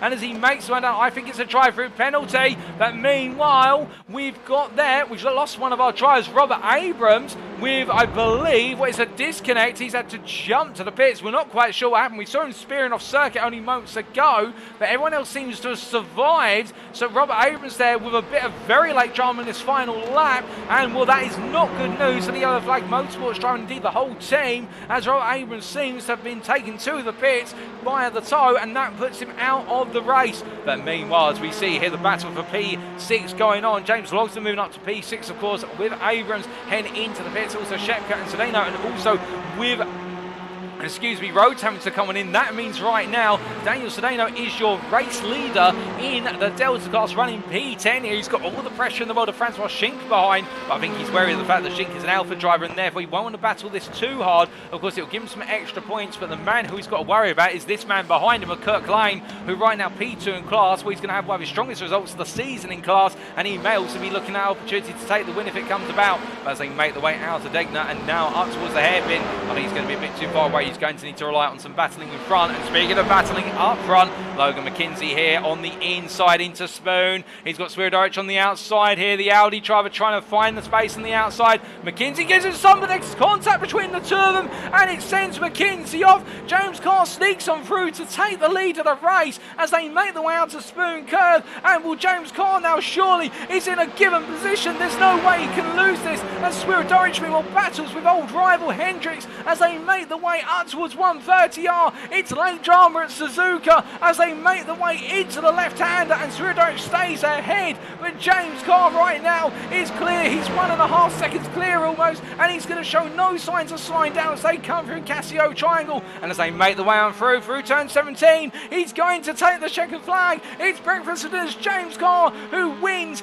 race number 2 as he crosses the line there in dramatic circumstances. Swierdorich in P2, and then Micah Hendricks in P3, ahead of John Lauzon P4, Jerome Bajulaz P5, James Logston P6, Connor Achatella P7, and it will be Shepka who comes on home to take reverse grid pole for race number 3, recovering all the way to P8 ahead of Francois Schink, and Daniel Sedano takes the win in the Delta class P10 overall ahead of Kirk Lane, Joseph Oetzel. It's Lane Oetzel who complete the Delta podium behind Sedano, with Rhodes there recovering to P13 at the end, Logan McKinzie P14, Auguste Blondel P15, Mark Darnell P16 completing what is the run to P6 in the Delta class, Spencer Cockayne P17, Adrian Fedorowski P18. And then we've got a brief interlude before we get our next drivers come on through, and that is David Bauer, who makes his way down the back straight right now up towards 130R. He comes on through to shortly take P19 in what has been a very difficult race for the breakfast for dinner driver as he heads on down with that pit stop earlier on. As he makes his way on through, of course, you'll know there's plenty of points to come on a recovery drive in the final race of today as he makes his way out of the final corner to finish P19. And then we'll have one more driver making the way around. They're just heading down the back straight at the moment, and that is Dom Savio, who heads on down to complete his race in P20 here, what is effectively P9 in the Delta class as he heads on through. But what a dramatic set of twists right at the end of this second sprint race, and it does look as though for our drivers right now, race number 1 was the calm before the storm. Race number 2 has seen the storm arrive, and I think race number 3 will be the tempest by comparison, because given how things are escalating at the moment, I wouldn't be surprised if our stewards have got a busy week ahead of themselves in terms of dissected incidents. As Savio crosses the line there, P20 to finish our finishers in this race. Robert Abrams, Eric Statzer, and also Kurt Smith not finishing the race. But as we now take a brief breather, ladies and gentlemen, in the build-up to race number 3, let's take you through those results from our first 2 races once again.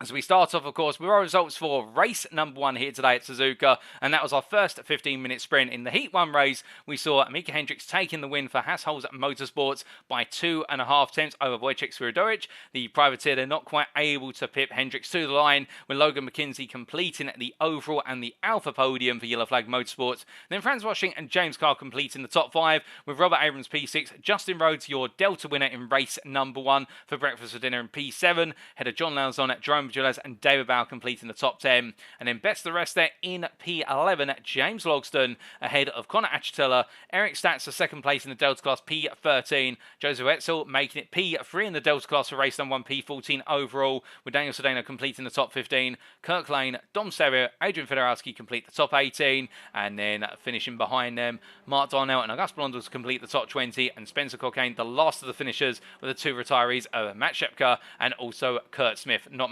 able to make it to the grid due to technical issues.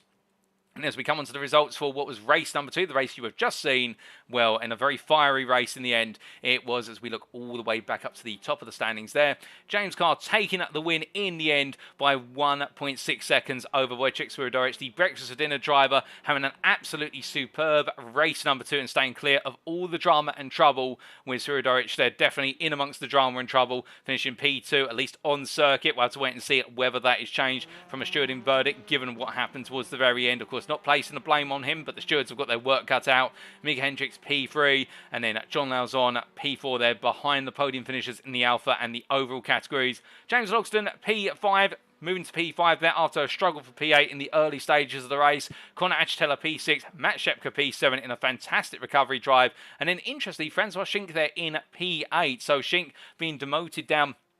In fact, we've had somebody demoted down the order, it would seem, given the fact that we did see Shepka finish P8 on the circuit. But it does look as though there perhaps a driver had a drive-through penalty that was served after the race. Daniel Sedano P9 there, your winner in the Delta class in race number 2, with Kirk Lane P10 and Joseph Etzel best the rest there in P11, completing the Delta podium behind Lane and Sedano. Then Justin Rhodes P12 in a recovery to P12 after it all went wrong and what could have been 2 wins out of 2. Logan McKinzie P13, August Blondel P14, Mark Darnell P15, and then Spencer Cockayne, Adrian Fedorowski and Jerome Bagelas to complete the top 18, and then behind them it was David Bout and Dom Savio, the last of the finishers, with Robert Abrams finishing a lap down with that late retirement, Eric Statzer P22 with a retirement 5 laps on the end, and Kurt Smith again not able to make it to the grid due to continued technical issues with the car. I can see there Francois Schink clarifying in the YouTube chat that Jerome Bagelas got an instant limit at the end of the race due to Logan McKinsie's rejoin in the race. Well, thank you for clarifying, friends. Well, really do appreciate that, and that explains why we've seen Jerome Bagelas drop all the way to P18, because that would have been a drive-through penalty effectively, which was applied post-race as a time penalty.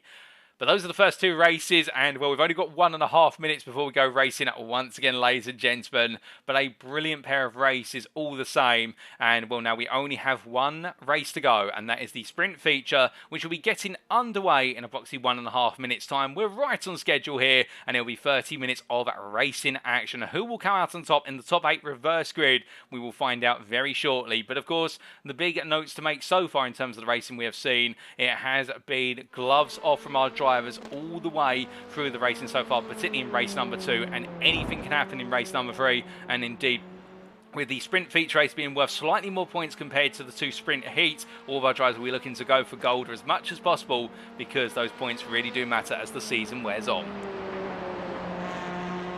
As we do take a brief sip of water there, our allotted amount of oxygen in the commentary booth. And I think right now, if race 3 is going to be any more dramatic than race number 2, then it might be oxygen mask on standby, given how intense the racing has been.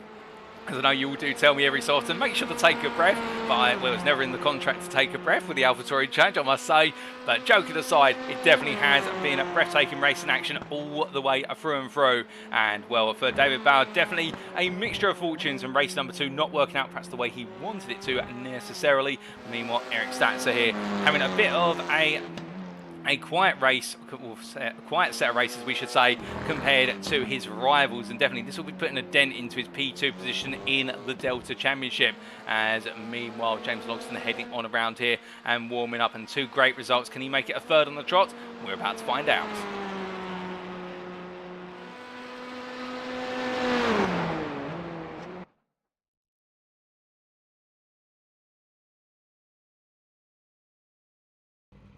So as we take to the grid then for our 3rd race of today, the feature, our drivers line up, and I don't believe we can give you the grid.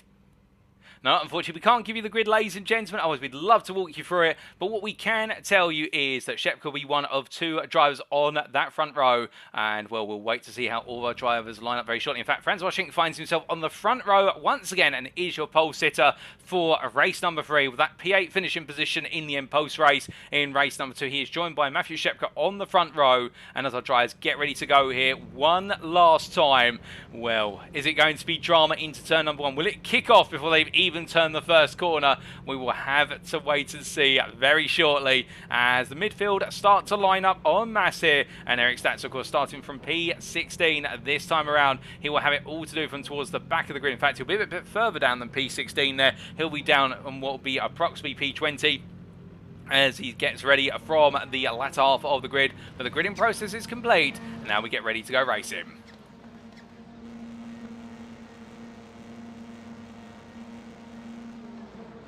And it's lights out and away we go here in race number 3 as our drivers get a relatively sedate start underway. But again, it's all going to come down to the run to turn number 1. And Shepka tries to get the run into the opening corner, but Schinck keeps him at bay. Meanwhile, Hendricks there on the inside, what was 3 wide for a brief moment with Surodoric and also Carr. But he clears Surodoric, but Carr's still there on the outside as they come through the right-hander. Meanwhile, look there, Jose Oetzel also battling hard with Daniel Sedano and McKinzie and making ground here. But Kirk Lane has gained place already. In fact, Kirk Lane's into the lead of the Delta class with a superb start off the line and makes it count here as he comes on through the S's. And, well, Lane has been wanting to watch out for all evening, and right now he's showing us why as they make the way down through 6 into 7. Surodoric and Hendricks side by side into turn number 7 as they come through the left-hander. Hendricks on the outside there on cold tyres. The Veloster not able to grip up as they make the way through the long left and down towards Degner 1. Further back, McKinzie here, battling with Oetzel, and Oetzel makes it count and stays ahead as they come on through Degner 1. As they make the way through the first 2 right-handers in sequence. Rhodes up the inside of Lane. Lane goes very deep in Degner 2, and that's going to release Sedano on his inside as well. Can Lane stay the course and be on the inside into the hairpin? He can't. In fact, onto the brakes they go, but Oetzel comes in blisteringly hard, and Joseph Oetzel there, well, he came like a missile and he gets it done. My goodness, number 64 driver there making a statement, which is I want to make it 3 podiums out of 3 today. And I think Kurt Lane at that point may have been absolutely flabbergasted with the fact an Audi just came out of nowhere and put it right on the inside. But as they make the way into turn 13, you see Lane that goes in a little bit too hot contact with the Rivo Etzel. Lane goes very far and off onto the gravel. Further back, meanwhile, X-Statsa goes sideways as I think we have got a driver off that Spencer Cockayne who's gone very far and away. He'll be rejoined. In fact, he's got, I think, a damaged suspension, and Spencer Cockayne with a damaged car may have to creep to the pits. Meanwhile, back up front here, and James Logsdon battling side by side there with Carr. He's on the inside into 130 odd. James Carr on the outside. James Carr's going to try to hold it all the way around as they make their way into the braking zone for Casio. He'll do so successfully, but you can see as the 2 Elantra drivers go side by side behind them, Surodoric and Hendricks also try to do the 2 wide, and they make it on through as they come down through the final corner here to go on to lap number 2. So after 1 lap of racing, well, definitely there's no sign of the tempo slowing down right now, and we'll give you a recap of the field when we have some peace to do so. With Justin Rhodes here, Delta leader currently after finding his way past what was Lane and Sedano, and battling on down into the braking zone here for turn number 1. We've got a car drifting there, that's Logsdon, and Logsdon goes very far and wide as he brings the car back under control. But you can see how Rhodes battling side by side there. One of the Hasselhoff's Motorsports machines, it's not Daniel Sedano, no, that is Hendricks, the championship leader overall in the Alpha class going into tonight, and Rhodes is showing no signs of slowing down here in the tempo of the battle as they make the way through 5 and 6 and down in towards turn 7 shortly. But as they continue to go side by side through the long right into left, will Hendricks back out? No, he will not. And the simple reason is he does not want Rhodes to be clear of him as they make the way out of turn 7 and now up towards Degner. You can see how Rhodes holding this inside line all all the way around, and Hendricks in the end has to back out, and he will not be too pleased because right now he's been deprived of the opportunity of what is hunting down Suzuka Carr, who are 1.5 seconds up the road. But as they make the way out of dector 2 and up towards the hairpin, immediately Hendricks trying to find his way on through here, and well, on the brakes he goes. There's a bit of contact there under braking. It's going to cause Rhodes to go a little bit deep, and as they make the way out of the corner, where you'll see Justin Rhodes filter in behind as we ride on board the rear now of Hendricks' car. They come on through, turn it number 12 in the long charge here, and as they make the way on down towards Spoon Corner, we look to the exterior cameras a little bit further away, and we can see here Hendricks having to defend as the Elantra picks up speed and pace, and as they come through the first part of Spoon, no way through there for Rhodes, and Hendricks really having to get the defensive gloves out in terms of making sure that he's not going to be repasted, because right now look at the gap that is opening between Hendricks and the top 5. It's already 2.3 seconds, and Justin Rhodes is getting stuck in left, right and centre. He wants that P6 of a Hendricks, and it's not just for himself, it's for the team, as he goes to turn into 130R and only finds a Veloster in his vicinity, as, oh my goodness lord, that's 2 drives into the wall together, coming out 130R, and as they make the way through, that's Daniel Sedano and Dom Serra that takes, in fact Dom Serra gets it wrong and onto the gravel and does not collect Sedano in the process, but it's drama for so many drives further back. And that was, I believe that was McKinzie and Sedano coming together. Dom Serio as well has been involved in what is that smash in the aftermath in terms of coming on out. So 3 drivers there all having to jump to the pits and be towed to the pits as a result. And now it is a disaster for so many big names in their respective classes. And this is going to be a huge opportunity here for some drivers who wouldn't normally have the opportunity to be on the podium in their class, to be right up there, at least battling for the top 5. And we look here to what is James Carr battling with Shepka. Well, after Shepka tried to take the lead off of Shink in the run to turn 1, he didn't have the run by comparison as they made the way on through the opening corners. The Spirit Dodge cuts up the inside here of Achatella, and both drivers now, I think, seen in front of what is a very vulnerable set of podium positions here, and I wouldn't be surprised if Achatella tries to work with Spirit Dodge and forms a bit of a temporary alliance in terms of just thinking, right, let's work together, let's close up to that top 3, and then we'll go fighting once again later on. But given the fact we are only 5.5 minutes into this race, and so far we have seen an incredibly high rate of attrition, with the fact that we only started with 21 cars, with Robert Abrams and Kurt Smith not able to make it to the grid due to technical issues with their machinery, so 21 starters, and we've already lost a further 2, as meanwhile James Logston battling side by side with David Bauer here. Bauer on the outside in the run through 12, that'll put him on the inside up towards Spoon Curve, as it's the battle of the Elantras once again. These two of course both in the Alpha class as they make the way through the long right-hander and into the braking zone. Logston tries to outbrake his rival here, but on that outside line it's only going to go one way, and that is you've got to try and find a cutback, or I hope that your rival on your inside brakes way too early for the corner. But right now David Bauer showing no such trouble as they make the way out to Spoon and up towards 130R, heading on down what is the west up finish straight as they make the way up towards the left-hander here. Well, Logston holds the inside, he's got the momentum, but he backs out of it there, realising that 2 does not normally go into 1 at 130R unless you're going to be on that inside line and you've got your nose slightly ahead. Meanwhile, we see here Shepka's had an error at Casio Triangle, and as we catch up the aftermath is he's going to lose not just 1 but 2 places. Will he lose a 3rd to Achatella as they make the way down towards turn number 1? Well, my gut feeling says here that they may do, as Hendricks sets the fastest lap of the race to 2:15.090, absolutely on the charge, and Achatella backs out. There's behind that Adrian Fedorowski has had an incident further down the circuit, and so has Eric Statzer. Well, right now 2 more Deltas having a difficult day at the office. David Bauer versus Logston, meanwhile to turn number 1 as they come through the right-hander, and Bauer, well, right now tucked behind Logston, as Logston has finally found a way back on through, but I wonder how long it will be before we're going to see the inverse occur as they make their way out to the right into the left, and Bauer right now hot on the heels of his rival as they come through the left-right sequence of turns 5 and 6, and well behind them Joseph Oetzel continuing to stay close, and Oetzel off camera has found his way past Kirkland. We didn't quite catch that on camera, but it has happened, and right now he is looking potentially at chasing down Justin Rhodes, who is only 2 seconds up the road, and well for Oetzel that's going to be all the motivation he needs to potentially bring home a winning class here today. But as they head on through Daytona 1 into Daytona 2, we look to Jerome Majulas, who we ride on board with, and the Elantra driver right now gets a better run out of Daytona 2 versus where's Kurt Lane as they head up the hill towards turn 11. He's already got himself ahead. Onto the brakes they go, and Padulas there seizing on a bit of opportunistic passing in order to make it P11 overall. Doesn't change his class position, but it means he has cleared one Delta driver and he inches ever closer to the top 10 and the battle between Barron Logston in the hunt for P8 as he makes his way up to speed now through turn 12 and all the way through up towards turn number 13. We look back up towards the leaders right now, particularly P4, P5, and you can see here how Shepka, after a flying start with that front row start in this race through, he has started to fall back off the top three to an extent.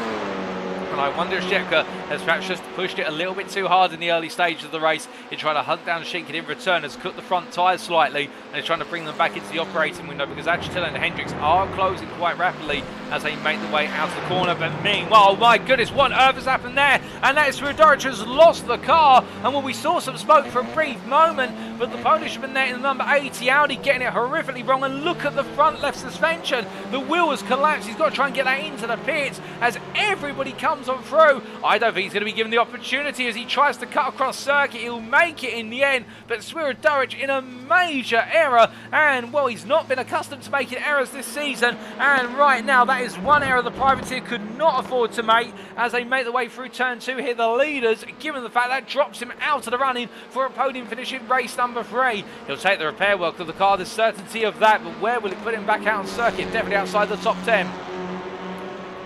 As our drivers make their way on through here, and what is lap number 5, we look at Hendricks trying to find his way past Achitella right now, and it's the battle of the Velocitas here as they come through 6 into 7, and Achitella right now really having to put the car in the best possible places to defend, because look at Hendricks go here as he gets a much better run out of 7, and well, as they make their way out towards Degner, I see Achitella there just back it out immediately, the lightest of lifts, and I think respecting the fact there's no need to fight right now. There may be more battling opportunities later in the race if he lets a much faster driver go here. Is essentially much like we said earlier, working with the drivers around you to pull you into greater points battle finishes later on in the race, and we're only a third into this race. Would you believe it, ladies and gentlemen? Only 10 out of 30 minutes complete, 20 still to go, and we have seen plenty of compensation points right now. But meanwhile, as we see here, Hendricks now chasing down Shepka.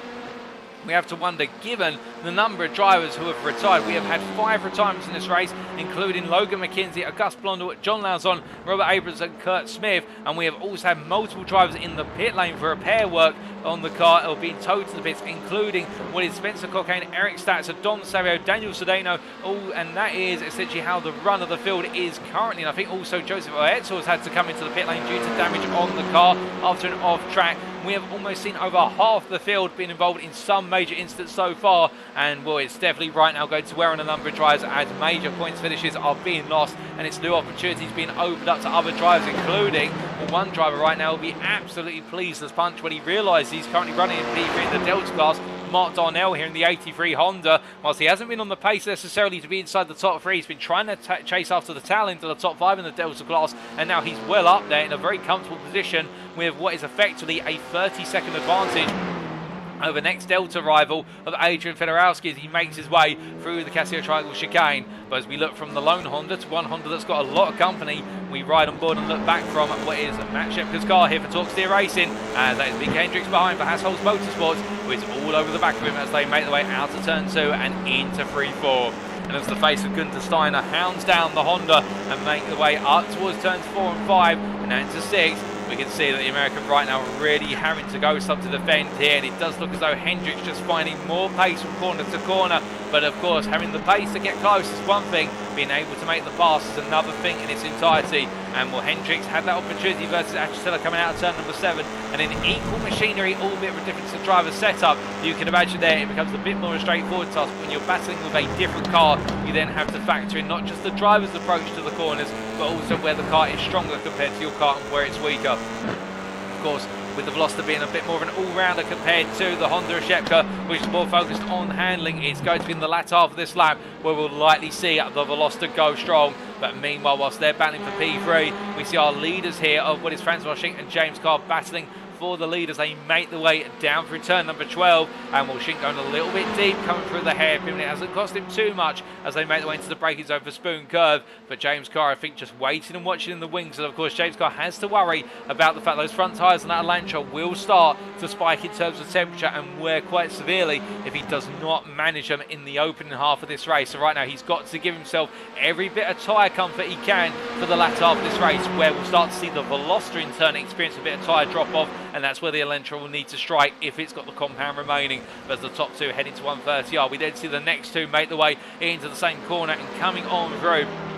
Shepka and Hendricks have broken away from Achatella, and Hendricks gets a slightly better run. He goes up the inside here for P3 into Casio Triangle. As Shepka there, I don't think there was anything he could have done about it. Hendricks gets in the better run, putting his nose already towards the rear quarter panel of Shepka's car, and in the end Hendricks makes it a straightforward pass up the inside into Casio Triangle to move up into P3 as they head on to another lap.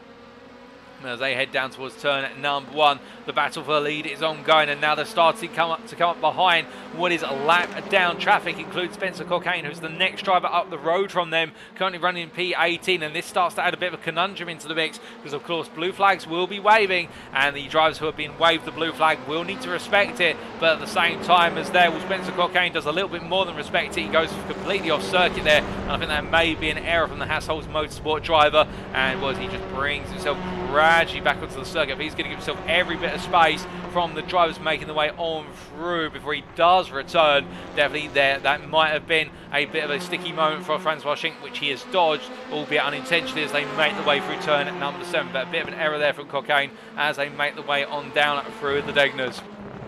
Now heading into turn number 9, we see Francois Schenk right now doing everything in his power to keep James Carr at bay. But the problem is here, of course, that in doing so he will be taking the life out of the compound, as we mentioned earlier. And well, we do have to wonder as well, how much tyre life has Hendricks taken out of that Veloster in P3? He's had to do a lot of work in order to get back into his P3 position. And I wouldn't be surprised if we start to see his lap times fall off a little bit early, perhaps around 7.5 minutes before the end, given the fact he is really pushed the tyre hard so far. And Shepka, by comparison, after being passed from Hendricks, well, Hendricks is flying by comparison, but Shepka is being reeled in by Achatella quite rapidly. Achatella taking 3 attempts out Shepka on that previous lap. And of course there was the pass made, but we're expecting Shepka to try and stay a bit closer to Hendricks' pace here as they make the way out of Spoon Curve, albeit of course it may be that Shepka's trying to back the car off at the moment and give himself more life towards the very end, something which the Honda does do very nicely. And every little bit of tyre life he can give himself, he'll be giving himself that pace right at the end of the race to go on the offensive. As they head on through 130R, we look to Jerome Virgilez here, who looks to move on David Bauer. This is for class and also overall position. P8 they're going for here, as Bauer holds on to P8 and Virgilez in P9 for Viva Buzz Energy. Not close enough to look for the move. He thinks about it there. You can see positioning the car in the middle of the road under braking, and what he's trying to do there is see whether Bauer will make a slight mistake, and what he can then do is lift off the brake slightly and rotate the car a bit closer to an inside line in terms of traditional touring car approach. But meanwhile, they make the way across the timeline down towards turn 1. Here are your race leaders once again, and in fact we ride on board here with James Carr as he chases after Francois Schenk on lap number 8. As they come up through the left-right of turns 3 and 4, you see James Carr there in a little bit of dirty air and also less visibility running close behind the rear end of Schenk's Veloster. It's going to cost him the ability to see those apex curves and just taking slightly less curbing than he would like in turn number 4. As they come through 6 into 7, what Carr's got to try and avoid doing here wherever possible is avoid running in the railroad lines that are set by Schenk. What we mean by that is when you're this close behind the driver, you can very easily fall into a tendency to do exactly what the driver in front of you is doing in terms of racing line. But the thing with that is, when you're this close, the amount of dirty air over the front end, even though these cars don't have too much downforce, they have some of the rear wing and also the slight body adjustments, it does mean that front end will start to experience a bit of additional understeer on corner entries. So cars got to focus on getting slightly earlier apexes by comparison with his rival to carry the speed out to the corners. Does so very nicely there at the turn 11 hairpin as they come towards Spoon Curve, pushing everything he can in the run all the way through 12 up towards 13. And you can see here Schenk showing no signs of really fading at the moment, no signs of a mistake, as Carr there a bit unsettled under brake and having to fight with the car as the rear end comes up. That is where he's running with quite a heavy rear brake bias, where the braking effects are more towards the rear brakes rather than the front, and that will cause the rear of the car to slide when he lifts off the brake as he comes out of Spoon Curve, losing some space there as he makes his way down towards 130. I need that gap opening back up to 3.5 tenths on the exit of Spoon. It'll close up here gradually in the run for 130R, but it's standing at 2 tenths at the moment. I don't think it's going to be a move here into Casio Triangle. He's going to think about it, and I think Shink's worried about it as well. James Carr does think about it there, putting the car in the middle of the road, but once again, Francois Schink able to outbrake his rival. The Velocity's brakes just proving to be a little bit stronger at this point in the race as they come down through turn 17 and on to the next lap. But this is where Carr needs to be. He needs to be in 1.5 tenths as they come to the start of the straight, because now he can choose how he wants to play. So he can pitch Schink to the inside, and that's exactly what he does here as they make their way down towards turn number 1. Albeit he opens up the space a little bit as they go side by side into the opening corner, and James Carr around the outside gets the move done there for the lead of the race. Francois Schink meanwhile backing off a little bit, coming out of turn 1 into 2, and I think Francois Schink respecting the fact they've still got a long way to go, and therefore he doesn't want to finish the race now. He wants to finish it at the finish line, and that's where he'll make the move. He'll make it on that final lap in terms of coming on back, and also conscious of the fact that Micah Hendricks right now is the fastest man on circuit, the only driver running in the 214s outside of Wojciech Swierdowicz, who's all the way down in P12, as we look to Bajulas here, who continues to chase after David Bauer,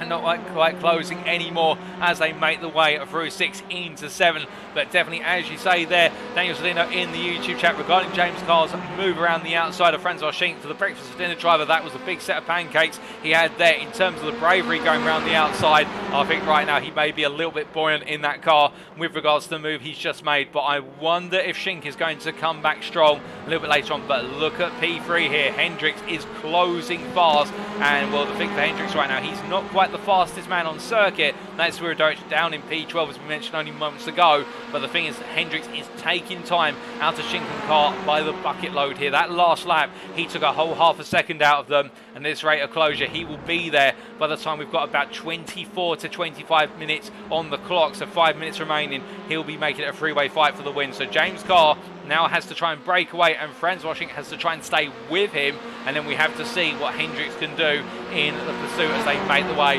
down the western start-finish straight. But in the charge here, a little bit further back, Shepka has broken away from Acitella.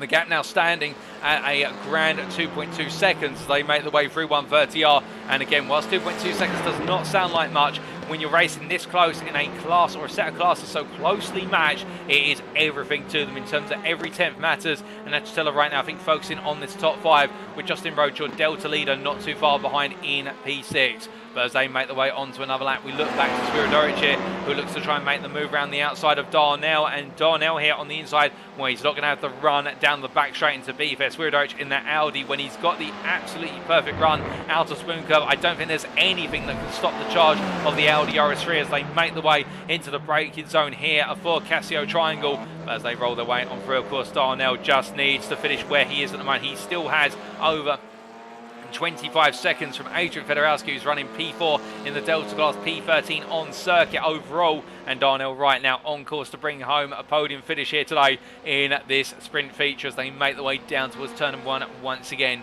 Indeed, things have calmed down further down the field. The main battling is all inside the top 10, and well, we said how long would it be before Carr and Schink went back to blows again, and well, with 9 minutes remaining, James Carr will pull a run out of 7 and Schink very close behind. It's now the time for Francois Schink to go on the offensive as we ride on board here with the Velocity driver Buzz Energy as he looks at the move and he looks to try and take James Carr for breakfast. But as they make the way through what is a hairpin here, I wonder in fact whether it'll be eating him for breakfast or for dinner, depending on how hungry he is and what time of day it is. Well, after this race, I think they'll be going for dinner as they make the way through turn 12 and down towards 13. But in the long run here, you can definitely see how the Elantra has that straight line speed advantage, able to build up the speed a little bit more comfortably, and whilst the toe does enable Schink to close, it's not as pronounced as when Schink was being closed up on by Carr on the straightaways as they make the way out of Spoon and down towards 130R. Meanwhile, Hendricks behind is only a second off here. He'll be getting a distant double toe, which will aid his velocity in the run on these straights as they make the way up towards the long left-hander. We just listen in here as Francois Schink tries to stay close, but how much does he lift?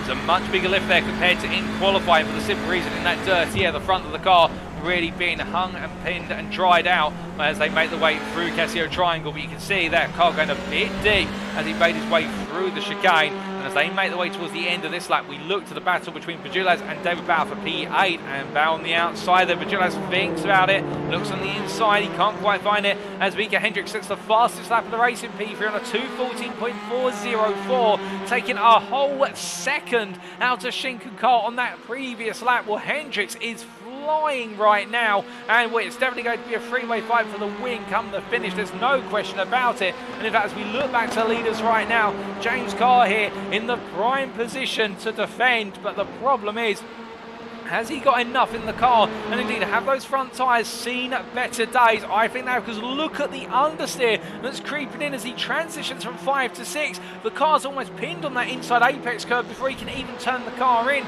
And the problem with that is that means right now he is suffering with a huge amount of power understeer as he comes out of these corners, these low to medium speed corners. And that's only going to take more and more time out of each and every lap he turns. And as we ride on board the gearbox here of the Rex's inner driver, right now he'll be hoping that Shink and Hendricks behind will experience the same challenges in terms of tyre wear all the way to the finish. But I think they've just got a little bit more. But of course, Hendricks now has to try and pick his way past Shink. Now, will Shink make it easy, or will Shink focus on keeping Hendricks at bay? And can Carr benefit from this? Well, I think as they come off of the hairpin, we've seen a slight sign now. I think Shink's in a battle for that P2. He's not just going to roll over and let Hendricks on through. And to be fair, who can blame him here? Because he'll want every point he can. If he can't take the win, he'll take a P2 as a minimum as they make the way into Spoon Curve. And now Hendricks will have the challenge, which is 6 minutes to clear 2 drives and bring home the win.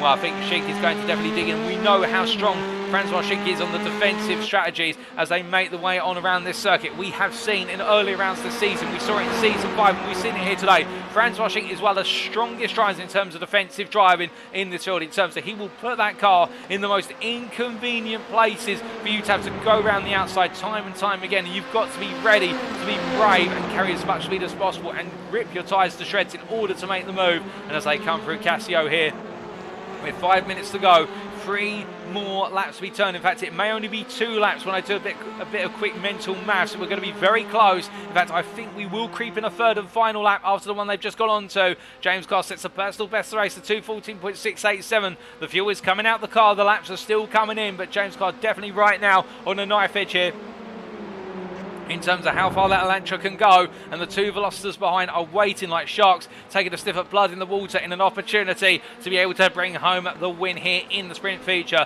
Meanwhile, Shepka behind in P4, staying clear of Achatilla by 2 seconds. The two of them exchanging lap times, both identical laps on that previous one, 2:15.18 to the pair of them. And then Justin Rhodes closing up gradually here to the back of Achatilla, looking to get an overall top 5 and some more points in the bank account. As meanwhile, a little bit further back, James Logsdon languishing in P7 at the moment, not really able to close up, but I think he'll be happy with his P7 at the moment, given how everything is played on out, with David Bauer and Jerome Virgilio still battling for P8, and Bauer ahead only by 3.5 tenths. They make the way to the end of the S's and onwards. Meanwhile, further down the order, I can tell you that right now, Kirk Lane in P10, as we do see Lane here completing the overall top 10, P2 in the Delta class. Well, he is more than comfortable from Mark Darnell by 18 seconds, and between the two, Swierdowicz is closing at a rate of approximately 1.5 seconds a lap, but Lane is going to be more than enough safe here, given that Swierdowicz currently is 10 seconds behind.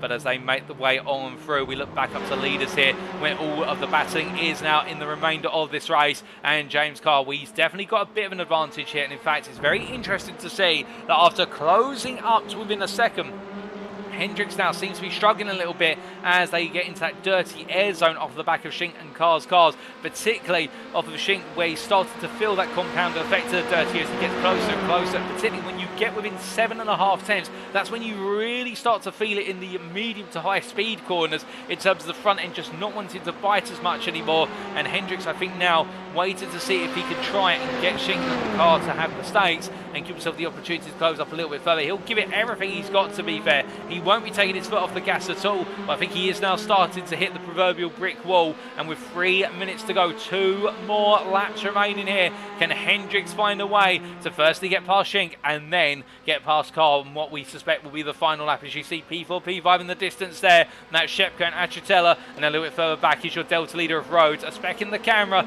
but as we look to making them way on down, of course focusing our attention a bit further down the top 10 at the moment, and Justin Rhodes in a comfortable P6.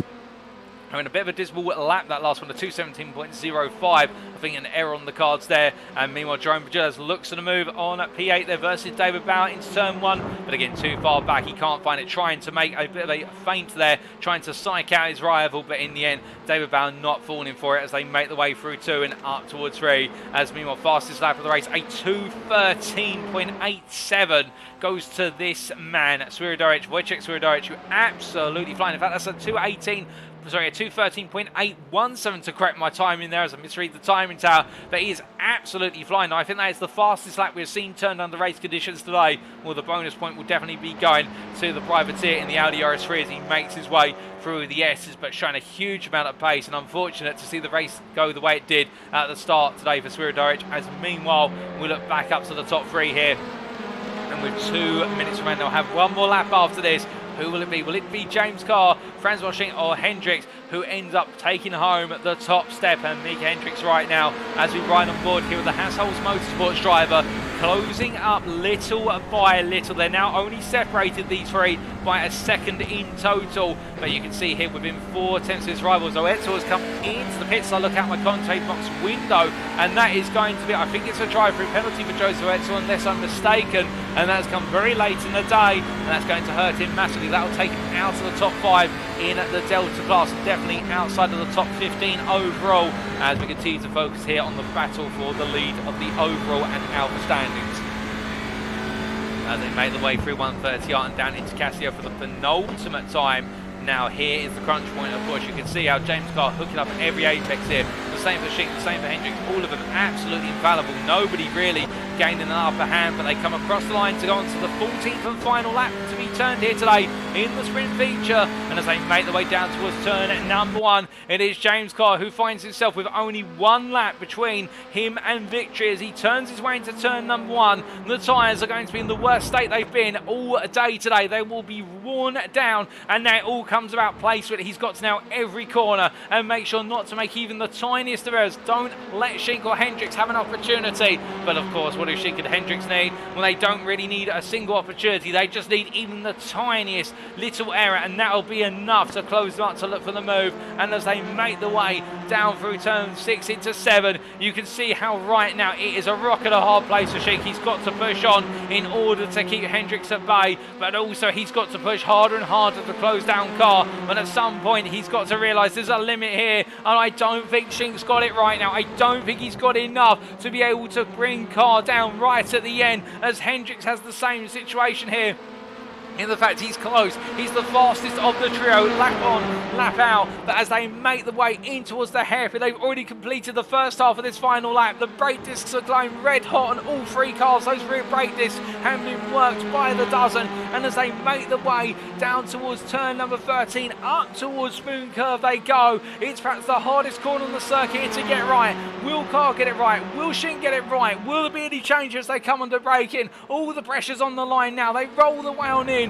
No change at the moment. You can see Hendricks there taking a bit more an aggressive run. Goes a bit deep as a result, coming into the second part of Spoon. But he brings it together here. And as they make the way down the back straight, they're all separated by only a second. It is the way you want to see touring car racing at its finest, which is the leaders after 30 minutes, all within a second of one another. It's one major corner to go and one major braking zone. All James Carr needs to do is nail it as they come on through the left-hander. All 3 together. Hendricks goes a bit wide and deep. James Carr onto the brakes here. Hendricks looks to the inside, he can't quite find it. Carr doesn't miss his braking zone at all. And as they come out the final corners, he's going to do it. He's going to take the checkered flag, and he does it. James Carr wins for breakfast for dinner in the sprint feature at Suzuka today, ahead of Francois Schenk, and then Micah Hendricks takes P3 there as they complete your overall Alpha podium. Matt Shepko P4 ahead of Connor Achatella in P5 as they cross the line, and it'll be Justin Rhodes who takes the win in the sprint feature in the Delta class Class, P6 overall for breakfast for dinner, ahead of James Logston, David Bauer P8, Jerome Bajulas P9, flashes lights then the rear of the picture, and very shortly bringing home a top 10 here today, it will be Kirk Lane, who comes on home in the 881 Honda, P10 overall, but second place in the Delta Class, ahead of Wojciech Spiridorich, their best the rest P11, setting a 2:13.587 on the final lap, which by a sure margin will be taking the fastest lap point here today. And then Mark Darnell will come on through to bring home what will be the podium here. P3 in the Delta Class, P12 overall, sets his personal best on the final lap, and that's the way to do it, Darnell, as he crosses the line. And then it will be Adrian Fedorowski who comes on down to make it P13 shortly. It has been a day of ups and downs for Fedorowski, but he will end on a high, which will be P4 in the Delta Class here in the feature race at Suzuka as he comes on down, flashes lights all the way. He's happy with this. He knows he's had a difficult day. He's been up against it, but that P13 is well deserved. And then we look to Daniel Sedano here,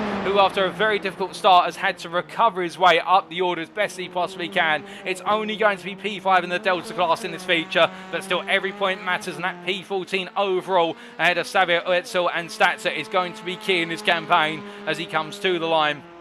And then we've got a short window before we have Dom Savio come on through to bring home P15 just ahead of Joseph Oetzel there as they make their way to the line. P15 for Savio, P16 for Oetzel, and you can see Oetzel setting a personal best right at the end. And then our last finisher on the lead lap will be Eric Statzer in a very difficult day, which will undermine his P2 in the Delta Championship, but still plenty of rounds to go. He comes home P17 there with the retirees of Spencer Cockayne, Logan McKinzie, Auguste Blondel, John Lauzon, Kurt Smith, and Robert Abrams not seeing the checkered flag in the sprint feature, but a fantastic race all the way through, ladies and gentlemen. And now let's take a look at our race results for race number 3.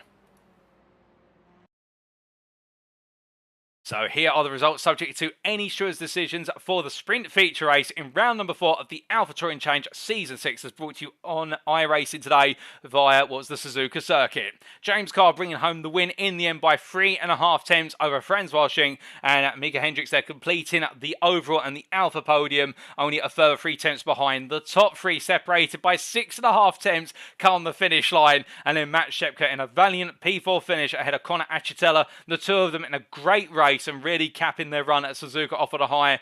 Justin Rhodes making it another win in the Delta Class, P6 overall. The breakfast for dinner driver absolutely on form currently, with James Logston P7, David Bauer P8, Jerome Bajulas P9, and Kirk Lane completing the top 10 there, P2 in the Delta Class. Wojciech Spiridorich best the rest there in P11 after a difficult midpoint of his race, seeing it all undermined and having to reconsolidate and go for the fastest lap point to the end, which he has achieved as we're to understand it. With Mark Darnell there, P12, P3 in the Delta Class, completing the Delta podium, and then Adrian Fedorowski P13, Daniel Sedino P14, Dom Savio P15 to complete the top 15, and then we can see Joseph Oetzel, Eric Statzer, Spencer Cockayne going down to P18 with Logan McKinzie P19 there, and Auguste Blondel P20, but we should point out Spencer Cockayne with a retirement, 6 laps from the finish, and then Logan McKinzie, Auguste Blondel, John Lauzon, Robert Abrams, and Kurt Smith only turning 1 lap at most, if not at all, and therefore those retirements I think will be considered DNFs for the purposes of points awarding and the final results. But, well, what a fantastic set of races here today, ladies and gentlemen. The Suzuka Circuit definitely has delivered, there's no question about that, but it is now time for us to wrap up. Thank you so very much for watching, and if you have enjoyed today and you want to know more about the Alpha Touring Challenge in terms of the community and the series and everything else in between, then why not check out our official website, of course the ATC website, that's alphatouringchallenge.wordpress.com for all the latest information, stats and also the highlights. Alternatively, if you want to go to the source of all the racing action and indeed talk to the organisers and the drivers and get in the mix with the community, then why not head to the official ATC Discord invite link available on screen. But, well, we're going to be taking a brief breather, ladies and gents. Indeed, I think our drivers have earned their breather, because next time they'll be heading to the Hungaroring in Hungary for what is round number 5. The racing will occur on Monday the 19th of December in the run-up to Christmas, but we'll be bringing you all the racing action as if it were live in our 3rd feature race round of the season, our 3rd Alpha round as of Saturday the 24th of December. It'll be Christmas Eve when we bring you the racing action, and will it be a run into Christmas for our drivers to remember who will be able to get their presents early in terms of points and who may just find themselves with soot in their stocking in terms of how the race goes. All that and more in a week's time. But until then, we have been the AlphaTauri Challenge. I've been your host and commentator, Paul TX141 Walsh, also known as Britain a Spit, depending on what media you follow me on. And until next time, remember to stay safe, stay well, stay smiling, but most importantly, remember to stay on track. Good night.